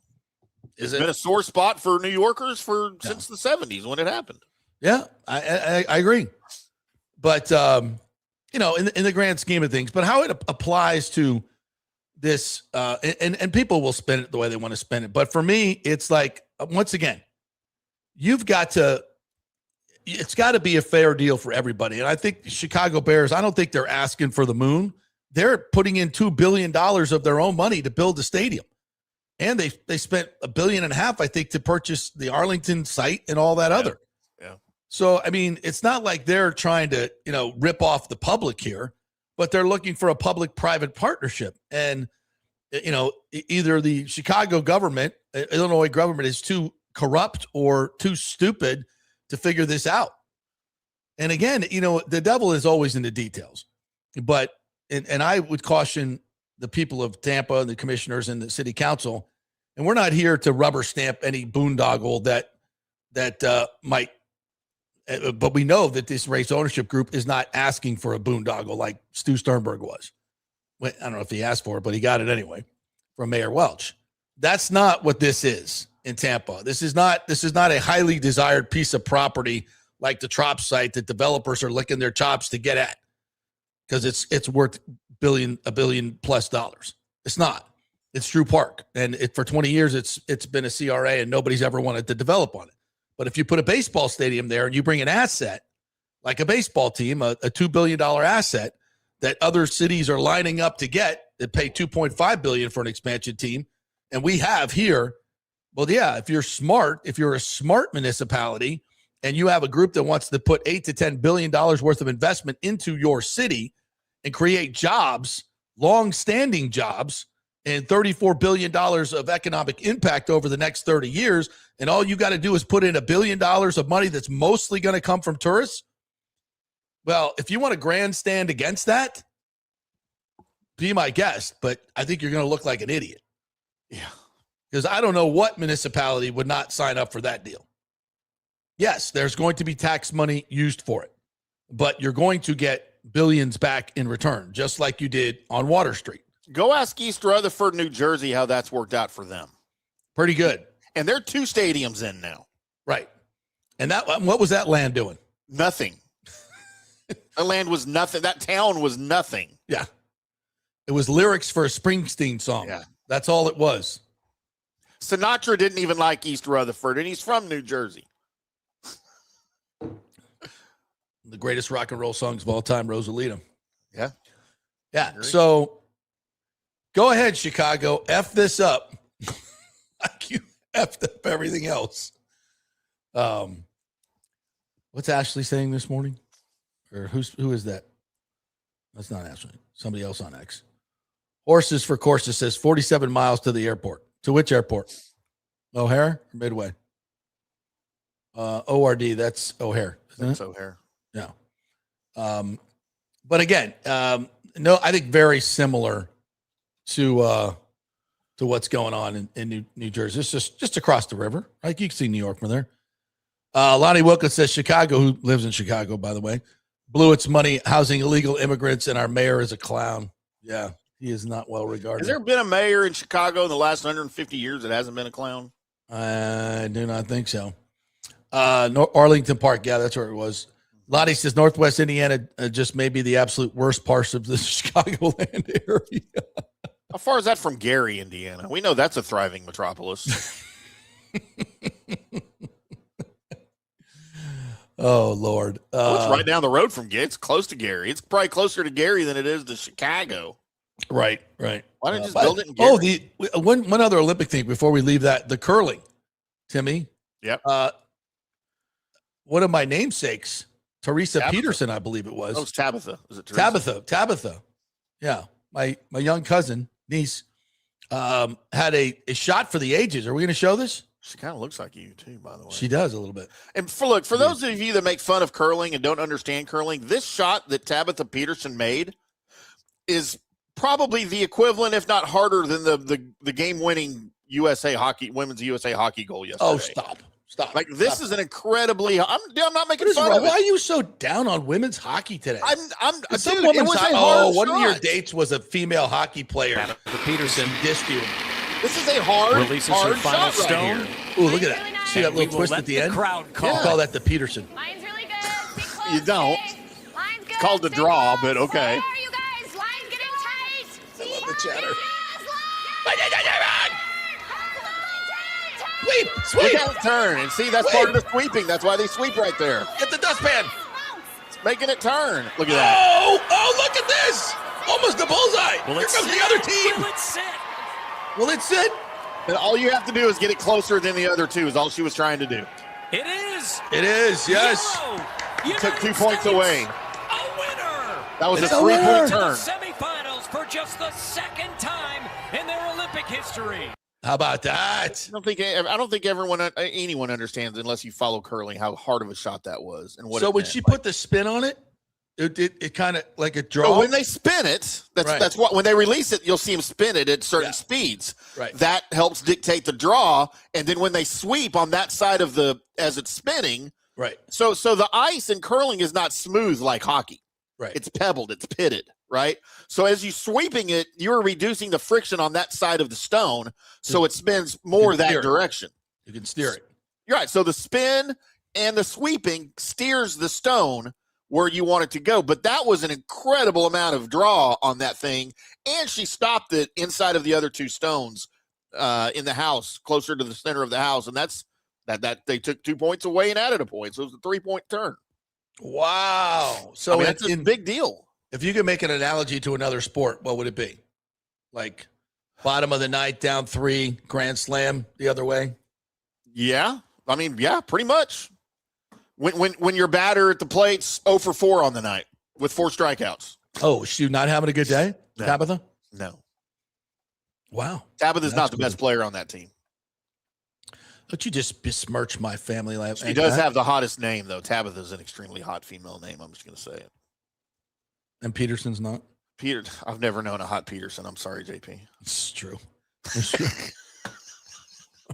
Not going to lie. Oh, my daughter's beautiful. Hold on. I'm not talking about your daughter. I'm sorry. Hold on. Not going there. I've never seen her. I don't know. She's beautiful. I'll just take your word for Absolutely beautiful. It's probably too old for me anyway. Aviation said, I didn't know the other team could come in and start sweeping. Yeah. Yeah, so they can also sweep once it gets behind that headline before the kitchen. Right. So when, like what the Swiss player was trying to do was to smooth out the ice so that it went farther. So once it gets to a certain point on the ice, the other team can come in and try to steer it the other way. So it would have gone farther and it would have left the ice or left the kitchen. Yeah. Wow, that's cool. Yeah. All right. Okay, I want to get to let's go ahead and take a break. I'm going to come back on the other side, and we're going to talk some high school sports. And high school sports in Florida is it's almost like college right now. It is going through some crazy stuff. So I want to get to that. And remind you that we are brought to you by the great folks at Italiano Insurance, 813-877-7799. Make sure that you have your business insurance.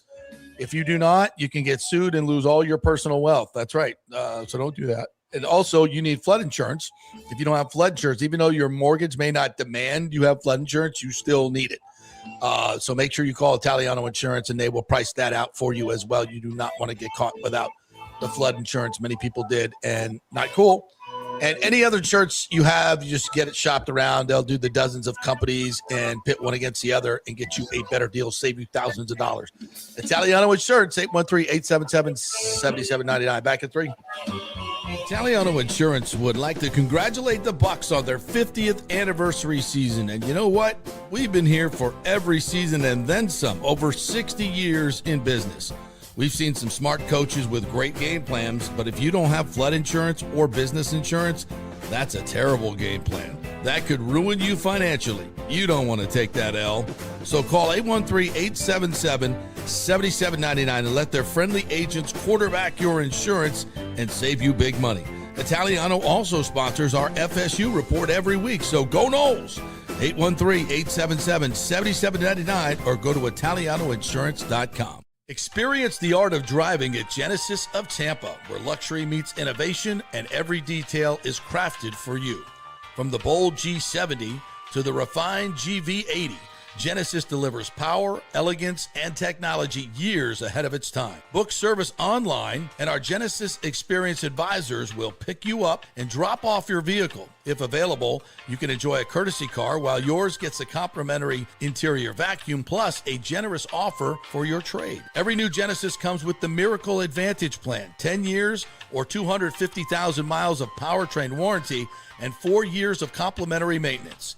Visit us at 801 East Bears Avenue or online at genesisoftampa.com. Genesis of Tampa, luxury redefined.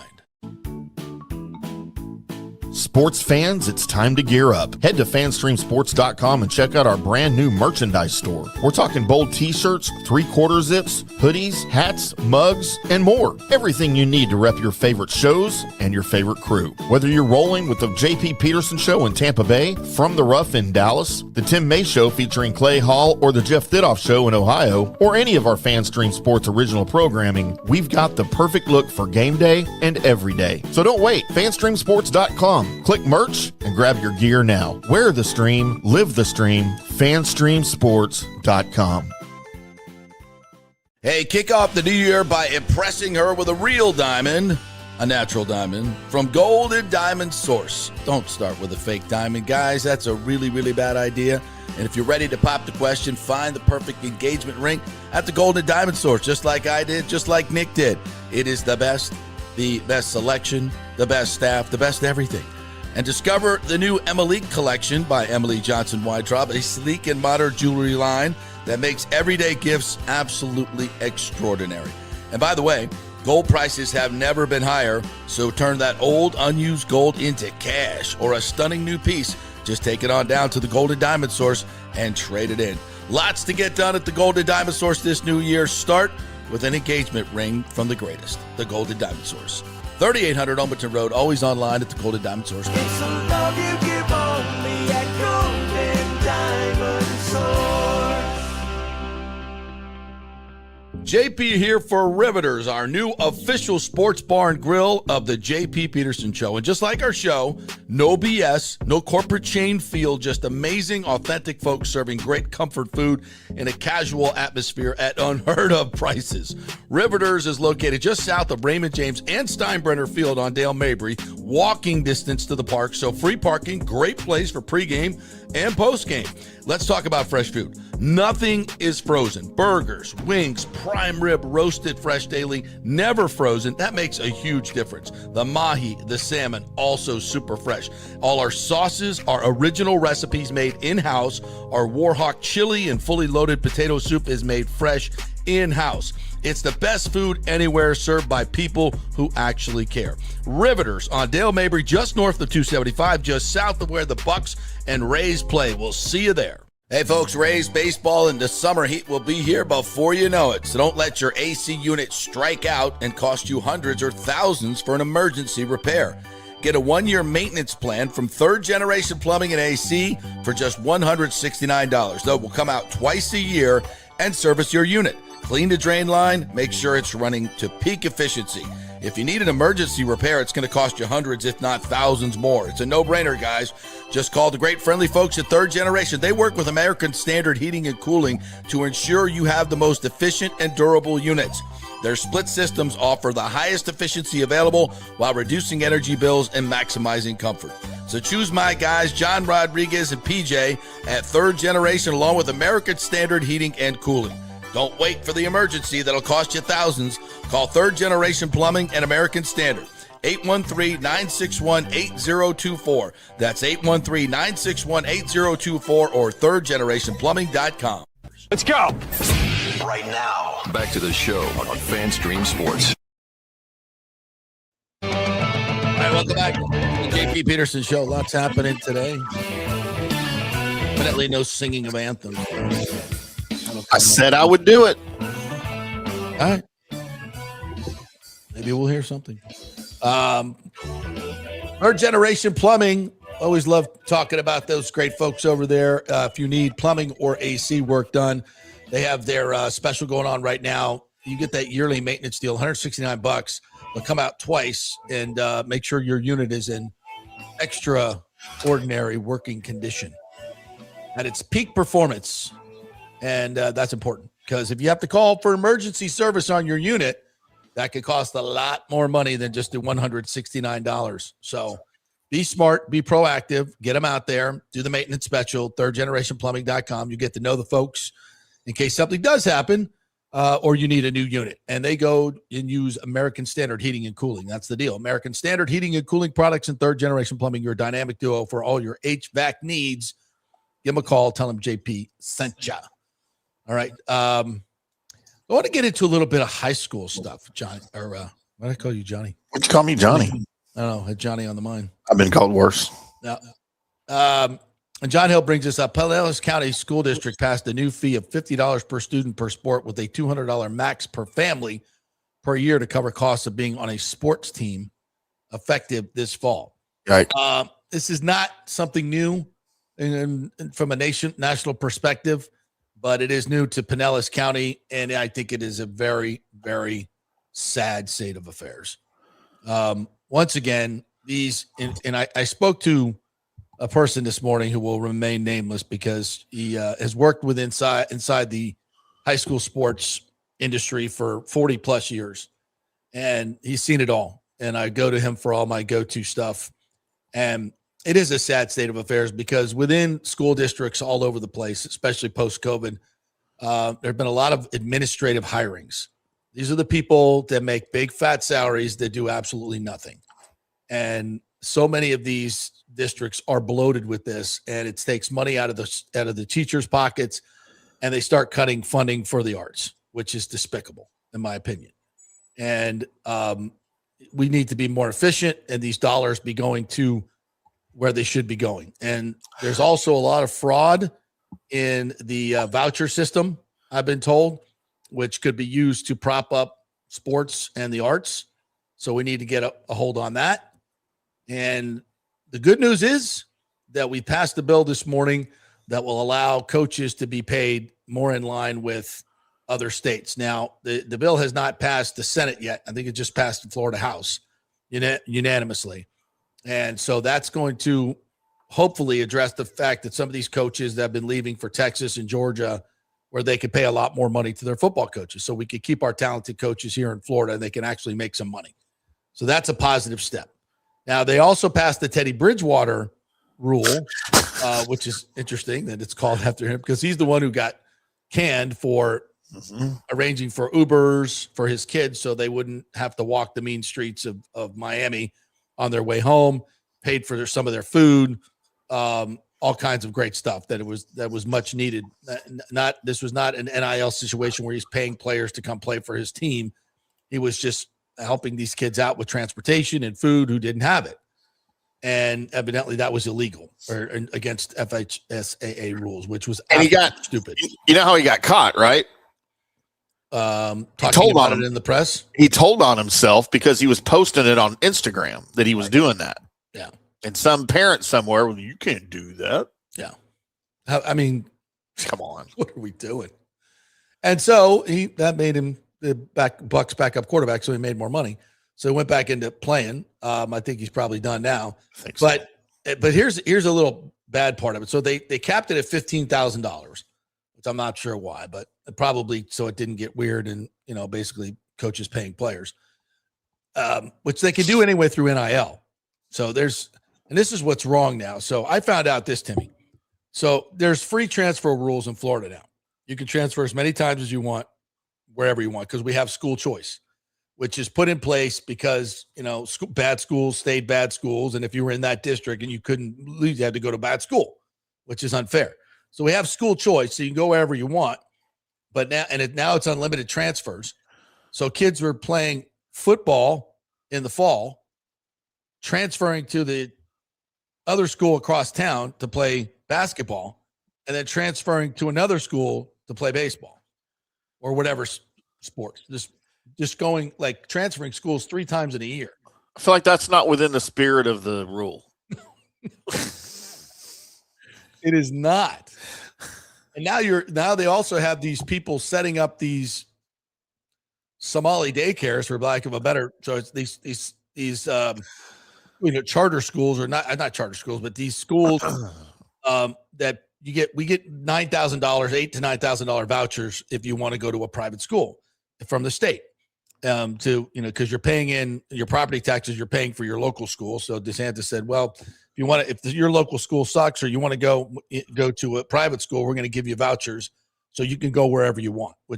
So low income people can get the same private education as rich people. Why don't we just improve the bad schools and everybody can go where they're assigned? That's a better idea too. But I think it helps. I think it's a good idea. It creates competition. So bad schools just don't stay bad schools. They have to work at keeping their students and bringing everything up. None of this is perfect, but I think the options are good. But what it has done is now kids can, quote, homeschool. So they're getting their $9,000, $8,000, $9,000, and then they're sending their kids to another school to play sports. And it's all effed up. And there's fraud everywhere in the system, according to this person who has been in the system for quite some time. And it all needs to be fixed. But the bottom line is, in Florida now, you are going to be able to pay your coaches a little bit more so they'll stay, which I think is a good thing. And that goes in line with the rest of the nation. And coaches are going to be able to use some of that money to help kids in need, which I think is a good thing. Now, sometimes all these well-intended programs get defrauded and become disasters because you have to administer them correctly. And you have to have honest people administering them. And the people being helped need to be honest too. So all this, there needs to be some personal responsibility here, not everybody out for themselves. But the bottom line is right now, and I was talking to Jason Powers last night at the game, he refs high school football.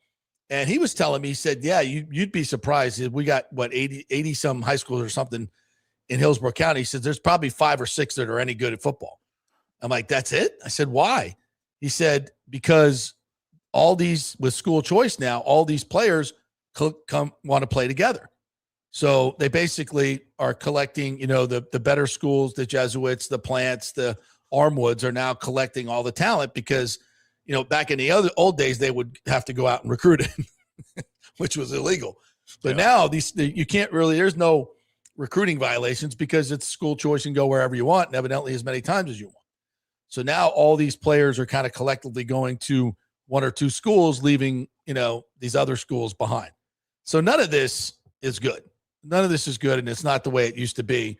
And I'm not smart enough to know how to fix it, but it sounds like high school football and high school athletics here in Florida has kind of gone the way of what's happening in college, and with no guardrails, and it's just total chaos. And I can't believe this is now what is happening in high school sport. How do we F all this up, Timmy? I guess is my final is like, how did we screw all this up? I mean, it's easy. The answer is simple. You've mentioned it several times. Money. It's money. Yes. Greed always and comes money. back to greed. Always and comes money. back to that.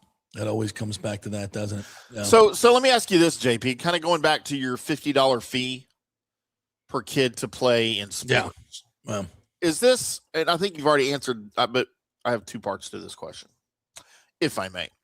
You may. Is this because of a deficit in the budget for sports that they're trying to make up so they can continue to play those sports at those schools? Or is this just a money grab? I think there's real budgetary pressures. And a lot of it comes from there, during COVID, money flowed from government, and, there was a lot of abuse, obviously, fraud. And once it's like anything else in government, once you get a budget, and it's, they always tell you, even if you don't need the money, request the same amount of money you had the year before. Even if you don't, need it for new equipment, or you're going to lose it. And so that's the way government works. And so the prices never come down. And nothing ever gets cheaper. So you went and hired all these people, and you have these bloated administrations now. So now you either got to go fire all these people, or add a fee, add more. And I think they've chosen to just add a fee, which is crappy, frankly, because a lot of people, Pinellas County is not the most affluent county in the world, and a lot of people can't afford it. And So- sports is now getting ridiculously expensive. So that takes me to my next question of this. So I know here in Frisco Independent School District, which is a pretty affluent school district, obviously, in North Dallas. Yeah. When they have fees, and it's not just for sports, like I've got my Eli, my 17-year-old who's a senior this year, is in culinary arts, which we didn't have when I was in school, but he has great. He has a huge interest in cooking. He cooks with me all the time, and that was a elective. They'll that have was a given. job forever. Yep. Yeah, and so I think it's amazing, right? They also have a broadcast journalism department, which he's in that as well, trying to follow in his dad's footsteps. Very, very cool. Anyway, all of those things have fees associated with them. I had to pay $100 to get him in culinary, and I had to pay $150 to get him in the broadcast journalism department. However, if there are families that are already on public assistance, like free school meals for the kids or whatever it is, those fees are waived. If you're on some sort of state help, government help, local help, whatever it is. Yep. Is that also true in Florida? So if you've got these poor kids that want to go play football or whatever it is, and they can't afford the $50, do they just not get to play football, or is there some sort of allowance for that? I would hope there is. I don't know the answer to that question, but I would hope there is, and there usually is. So, I hope there is. Now, there's also, like what Brooke Bennett does is CFY. They give scholarships and pay fees like this. So you would be, if you wanted to apply for those, you go to CFY website, and I'm sure that would be part of their plan. But bottom line is, there's a lot of money. There's a lot of money. A lot of it's being wasted. And, if we've seen from all these Doge reports and all these different things, it's like the fraud is insane. And the budgets, like I think Hillsborough County School District budget is over $1 billion. Like it's so much money. And, to me, like, sports is so important. It's so important in the education process. For me, if you told me, hey, you could choose between your kid going to school or playing on a team, I'd say play sports. You'll learn a lot more. I can take care of the other stuff at home. I mean, the education, and I tell you the story. Last year, I have a fourth grade stepdaughter, and she homeschooled last year.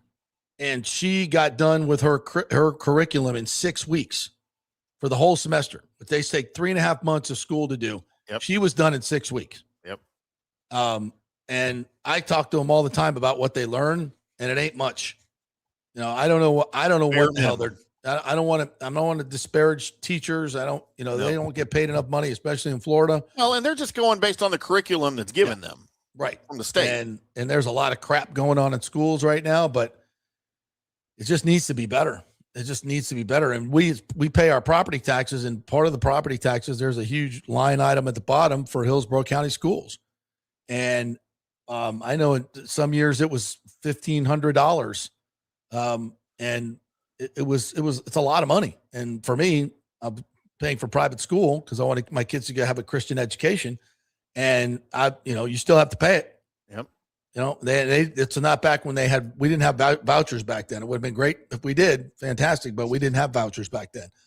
So you just have to pay it, and everybody pays it, whether you have kids in school or not. Yep.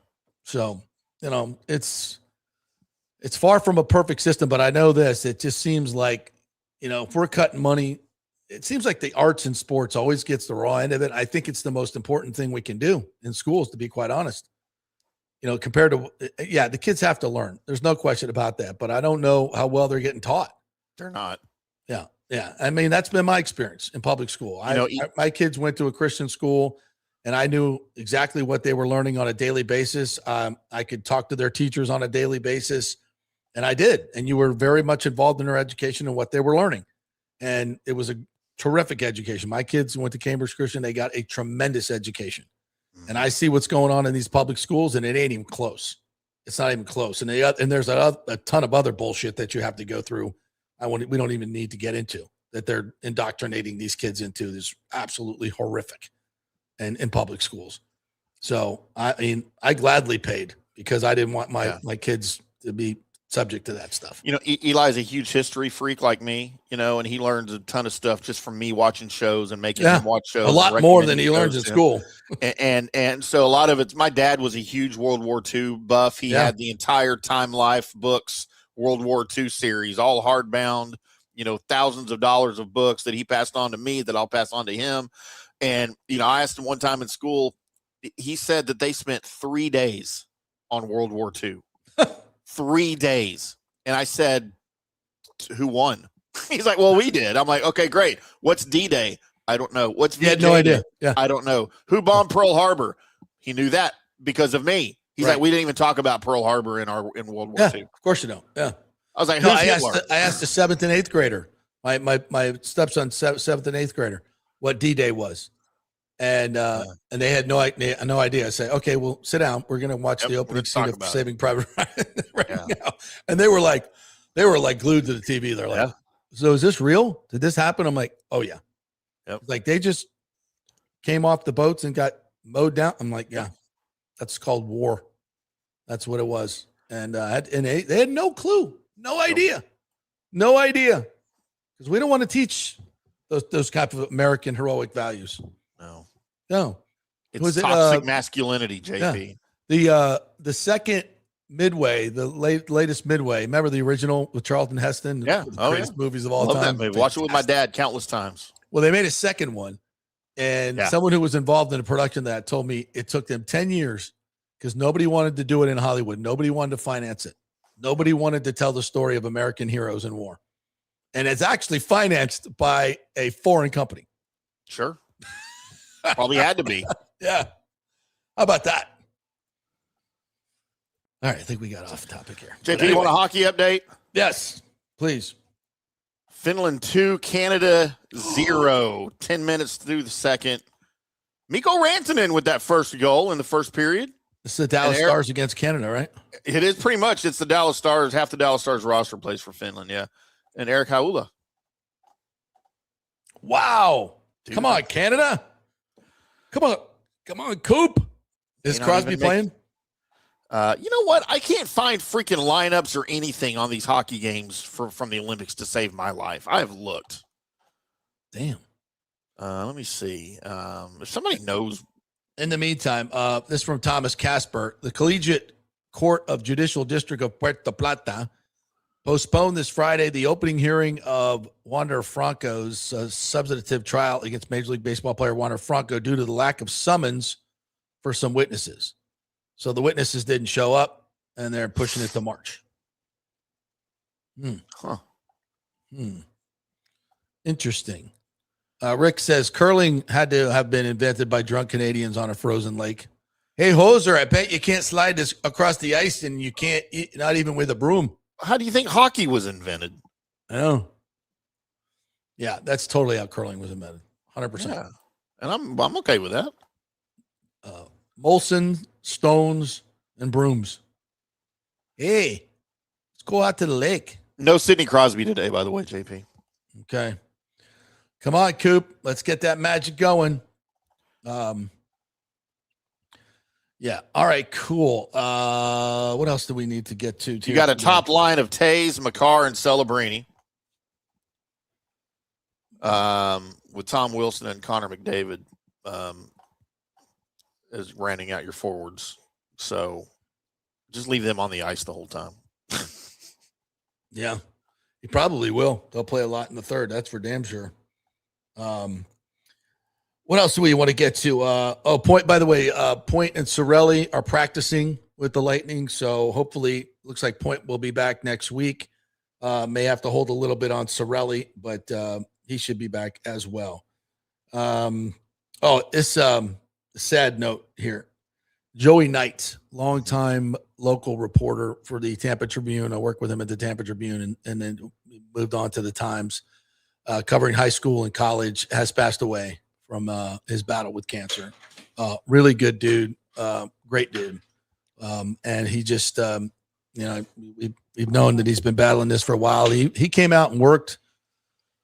Oh God, he worked. I've seen him out a lot and kind of just seen him, losing weight, and but he would get out there and try to, do his thing. Mm-hmm. And unfortunately, he had succumbed to his battle. But great dude, a really, really gifted writer, and one of the lost art of covering the local teams, college and high school. So a lot of the local coaches there know Joey and have dealt with Joey for a long time, and really one of the good guys. So our thoughts and prayers going out to his family and all the many of my friends who have worked with them for a long, long time. So I lost a good one, and Joey Knight will always be remembered as a great writer and really, really understood the collegiate and high school game. And boy, I tell you what, what he's seen in the last 4 or 5 years, how all those things we just talked about have declined is, and he documented a lot of it. And we don't have that anymore, unfortunately. We just don't. There's not a whole lot of high school coverage anymore. Yep. All right, my man, Big O, Orestes Destrada is in the house joining us here. And Big O, how are you, partner? I am well, man. I'm good. Sorry. You smell lovely, as you always do. Thank you so much. Wow. Yes. His cologne is every time you walk in, it picks up the place because it smells in here. Intoxicating. Yeah, intoxicating. Hamon, you're missing that, buddy. I definitely. Oh no, trust me, I'm not. I got it right over here. Oh baby, I'm getting it right now. Right through the box. Yeah. Yeah. So sorry to hear about Joey Knight. Yeah. Did you know Joey at all? I've crossed paths, but good dude. Didn't know him. Yeah, he's been battling cancer for a while, and he show up for work, man. He was around when he could be, and I knew he was battling something, so it was tough. So how are you, partner? Drew Rasmussen named the opening day starter. I think that's huge news. Actually, tied to Joey Knight and the localness of it. I'm actually going to be doing a high school baseball game tonight. So, yes. Wow. Yeah, the Jesuit. Doug Politz, who's been doing their games for the last several years, is a guy that I just met and had lunch with. Dougie's son is pitching tonight. Oh, is he? Doug Wechter, yeah. Doug Wechter's son is pitching. Caden for Jesuit versus Plant. My God, this is rivalry. huge. Good big rivalry. matchup. Yeah. Even Timmy Hamon knows. Even I know about that all the way in Tejas. Yeah. And where's that game tonight? At Jesuit. At Jesuit? So he does a live stream. Yeah. And he reached out to me this morning and said, "Hey, you want to come out?" We had talked. We had a lunch a few weeks ago, and he said, "Man, I'd love to have you on the live stream one time." They could move that game over to Steinbrenner and pack it. I think they could. They could, no doubt. With that there'll probably be about at least 5,000 people there. I've heard they get for those games. I would think a few thousand. Yeah. Right. So good high school rivalry, good high school baseball.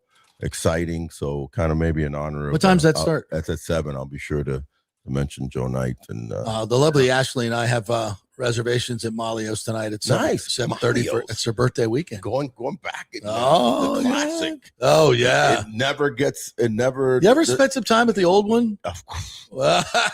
Here we go. Holy shnikey. Oh yeah. You just dropped the. We got stories. Did you ever? You I dropped knew a. you had. Did you ever? Yeah, bro. I had many the talent at the Oh old Malio's. yeah. Go ahead, paint the picture for us. The talent at So the old Timmy, Malio's. this was impressive. This was a restaurant on Dale Mabry. Yeah. Down from We the could Yankees. walk here from. Yeah, from where we're at, right? Yeah. And it was an iconic, and it's where all the old mob bosses, Traficante, the Rubios, all the families here in Tampa for many years.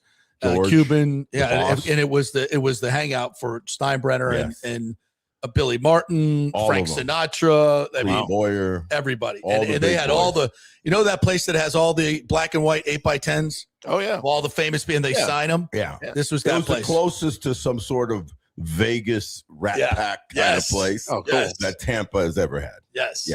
And they tore it down, and they moved downtown, and it's not the same thing. It's not the same, but it's still, great service, great food, great place. But Old Malio's was a landmark, bro. Yeah. You're getting in there in the back bar, and just a legendary place. Fun to just walk in. The atmosphere was, talk about intoxicating. It really, you felt it, So red velvet food. Walls. Yeah, that's right. Red velvet. Red velvet in the booths that were all like red velvet. Yeah. Just old school 1970s, whatever. It's like Ocean's 11. It was. Yes. That's a great. It the original Ocean's 11, not the remake. Not the remake. Right. Exactly. Yeah. Back in the day, you Mickey Mantle, all the old Yankees, Billy Martin. There wasn't a former great Yankee that didn't. And when the Reds trained here, Johnny Bench, Pete Rose, Malio's was the shit, man. Yeah. It was the place. You got one Malio story for me? I can't. No. I almost I put it in the barrel and my mind was going and I almost shot it out and I go. It's what we call the La Cosa Nostra NDA. No. Yeah. No, I'm not. You don't have to sign anything. You just know you can't talk about it. I was going to, and I go, well, this is one time. No, sir. I am going to. I'm good. I want to have a nice show with you later on. I want to do a healthy, positive, amateur high school baseball game later tonight. Get your legs broken. And I don't want somebody knocking on my door and say, hey, Big O, how about we told you never to tell this story? You know what I mean? I'll give you one. So, Sports Club of Tampa Bay, which I'm on the board now, used to do their meetings over there. Back in the day, this was with George and Leonard Levy, the founders of our club who brought the Buccaneers Perfect here. Place. We'd gather, and it was all, the who's who of local sports. Tom McEwen, the local Tampa Tribune, iconic columnist for many years. And they invited me to come speak. This was my first time. So I was back in the back bar, and I was just like, I was in awe of this place. This thing was I was like totally in awe walking of it. through the halls to get to that. It's just smoky. Totally. Smoky. Yeah. So that was Malio's, and they tore it down for a gym. Is that what they put? That's lifestyle. That is lifestyle there. I did. But it's a signature club. So but that's just not any. Thank God it's still, still downtown. Still, the spirit is legacy, still there. The legacy. The Ibaroni's obviously still around. And they have Malio's at the beach now. It's really nice. I haven't been. Yeah, we went. Where? It's right there on St. Pete Beach. Okay, beautiful restaurant, and they have a lot of they moved a lot of the old 8x10s over there. So the brothers are still with us, right? Yeah, I believe so. Yeah, both of them. Okay. Yeah. So anyway, I don't know how we got on that, but this is great story. How did we get on that? I'm going tonight instead of going to the baseball game. Oh, that's where you're going to Molly's downtown. Great Italian food. She's gonna love it. Tell her some stories. Yeah. Tell us some of the real stories that you can't tell us right now. I probably won't do that. The one I was going to tell was. You think you'll get a knock on the door? The one I was going to tell. You don't want to cross her. Hell to the no. I was a little racy. I will not. He's sharing those stories. But yeah, good. Just to circle back to the Rasmussen. I thought it was again, the Rays do some things every now and then that just it's like systematically smart. You know what I mean? And I thought this was beautiful. Let's just get out ahead of it. Let's not worry about things. It's the first team to mention. Obviously, there's about 10, 12 teams that who their opening day starters are. Yeah. Maybe up without them even saying it. Right, 15, maybe, let's say, upwards, and then you've got a dozen or so that it could be one or two guys. They just cut it out of the way and said we're not going to have a discussion about that. Oh, by the way, deservedly so. Yeah.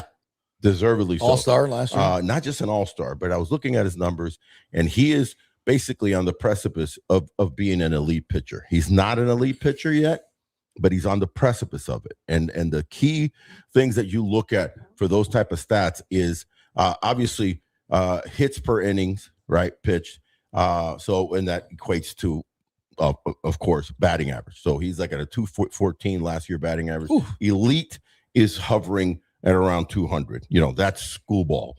That's Hunter Brown. That's Crochet. The Crochet was actually a little higher, but batting average against. But I mean, and then the other two stats that are huge for me. So you've got hits per inning, which equates to batting average. You've got walks per strikeouts, and the elite is at 4x. The elite pitchers are at 4x. So if you strike out 200 guys, you're only, walking 50, right? Yeah. He's at a 3.5x right now. So he's on the precipice of being a dominating pitcher that not only throws strikes, but doesn't walk guys. Yeah. And then the third one for me, that in hitting for me is all about, the risk offensively and run production is home runs given up. And he only gave up, I believe, 18 home runs last year. Damn. In 150 innings. So he's at a great pace. Doesn't seem like a lot. It is not a lot when you have guys that are in the, that are giving up a home run to start. When you equate the 30 starts, you got guys in the high 20s. Yeah. He's, so he's in that level. I believe Schoolball gave up 14. Had a lot more innings than him. Yeah. School's hovering right at 200 innings. Crochet had, I believe, 255, somewhere thereabouts strikeouts, but only like 46 walks. So he's a monster. If the Rays are going to do anything, he's got to stay healthy. He's got to stay healthy. If he gives you 180 innings, again, that's a 20% clip up. Yeah. If he gives you 175 to 180 innings and really becomes the hammer, and takes it not only the innings to the level of elite pitching, now you're talking about, we're talking about a Cy Young potential. Yeah. I'm putting him in the top 5, but healthy, I'm putting him in the top 5 as on paper as to who could win the Cy Young. And if he makes 30 starts, 35 starts. Yeah, he had 30 with this 31 last year. Yeah, with this bullpen, yeah, he should win 15 games. The catch is that they took him out early a lot. So he had 31 starts, 150 innings. So you're basically pitching 5 innings a start. They kept do the math. So they held him back, and it was proper. It worked. Got through the season. 30 starts. 30 starts. 30 really good starts. The dude dominated, and he's not an overpowering strikeout guy. What he is really is a control. He has an incredible fastball that he spots so well and doesn't walk many guys. Right. So this is a true ace, and I thought it was great for them to just get out ahead of it and just say, here we go, this is our guy. Let's not even worry about that. All right, we got a lot more baseball coming your way on the Big O Show coming up at 12:30, fastly becoming the Rays podcast of note in the Tampa Bay area. You don't know this, but the numbers are going up big. As we get into baseball season, fun and talking baseball, people are going to start finding it and understand that this is the standard for local podcasts here for Rays baseball. The man, do us proud tonight on that baseball high school. That's right. I used to call high school baseball back in the early 90s, man. That was my jam. That was your jam? All right, we'll get you the info so maybe you can pop in and watch an inning or two. Yeah. Dude, I would love to. The Absolutely. Kid Dougie Wechter's kid is he's first round draft pick. He's a first rounder. Hopefully not, so we can go to Florida State where we submitted. Join Charlie Woods. Charlie Woods. That's where all the stars are going, baby. Come on now. Yeah, hang out with the stars. Oh my God. Fall Florida State. Yeah. We've turned the corner. Maybe we'll get him to talk to the football coach a little bit and see if No, stay away from the football coach because he loses 5 stars like I lose my keys. Maybe he'll continue recruiting. Keep him away from you. Oh no. Oh my All right, God. Timmy, great job today. Appreciate Great you, my weekend, man. buddy. Have a great weekend. Yep. Thank you to all the folks that were watching and contributed today. We appreciate you. Finland 2, Canada 1. They're coming back. All right. I bet they come back and win. Watch this. All right. Hope so. We'll be talking baseball here in just a little bit. Have a great day, everybody.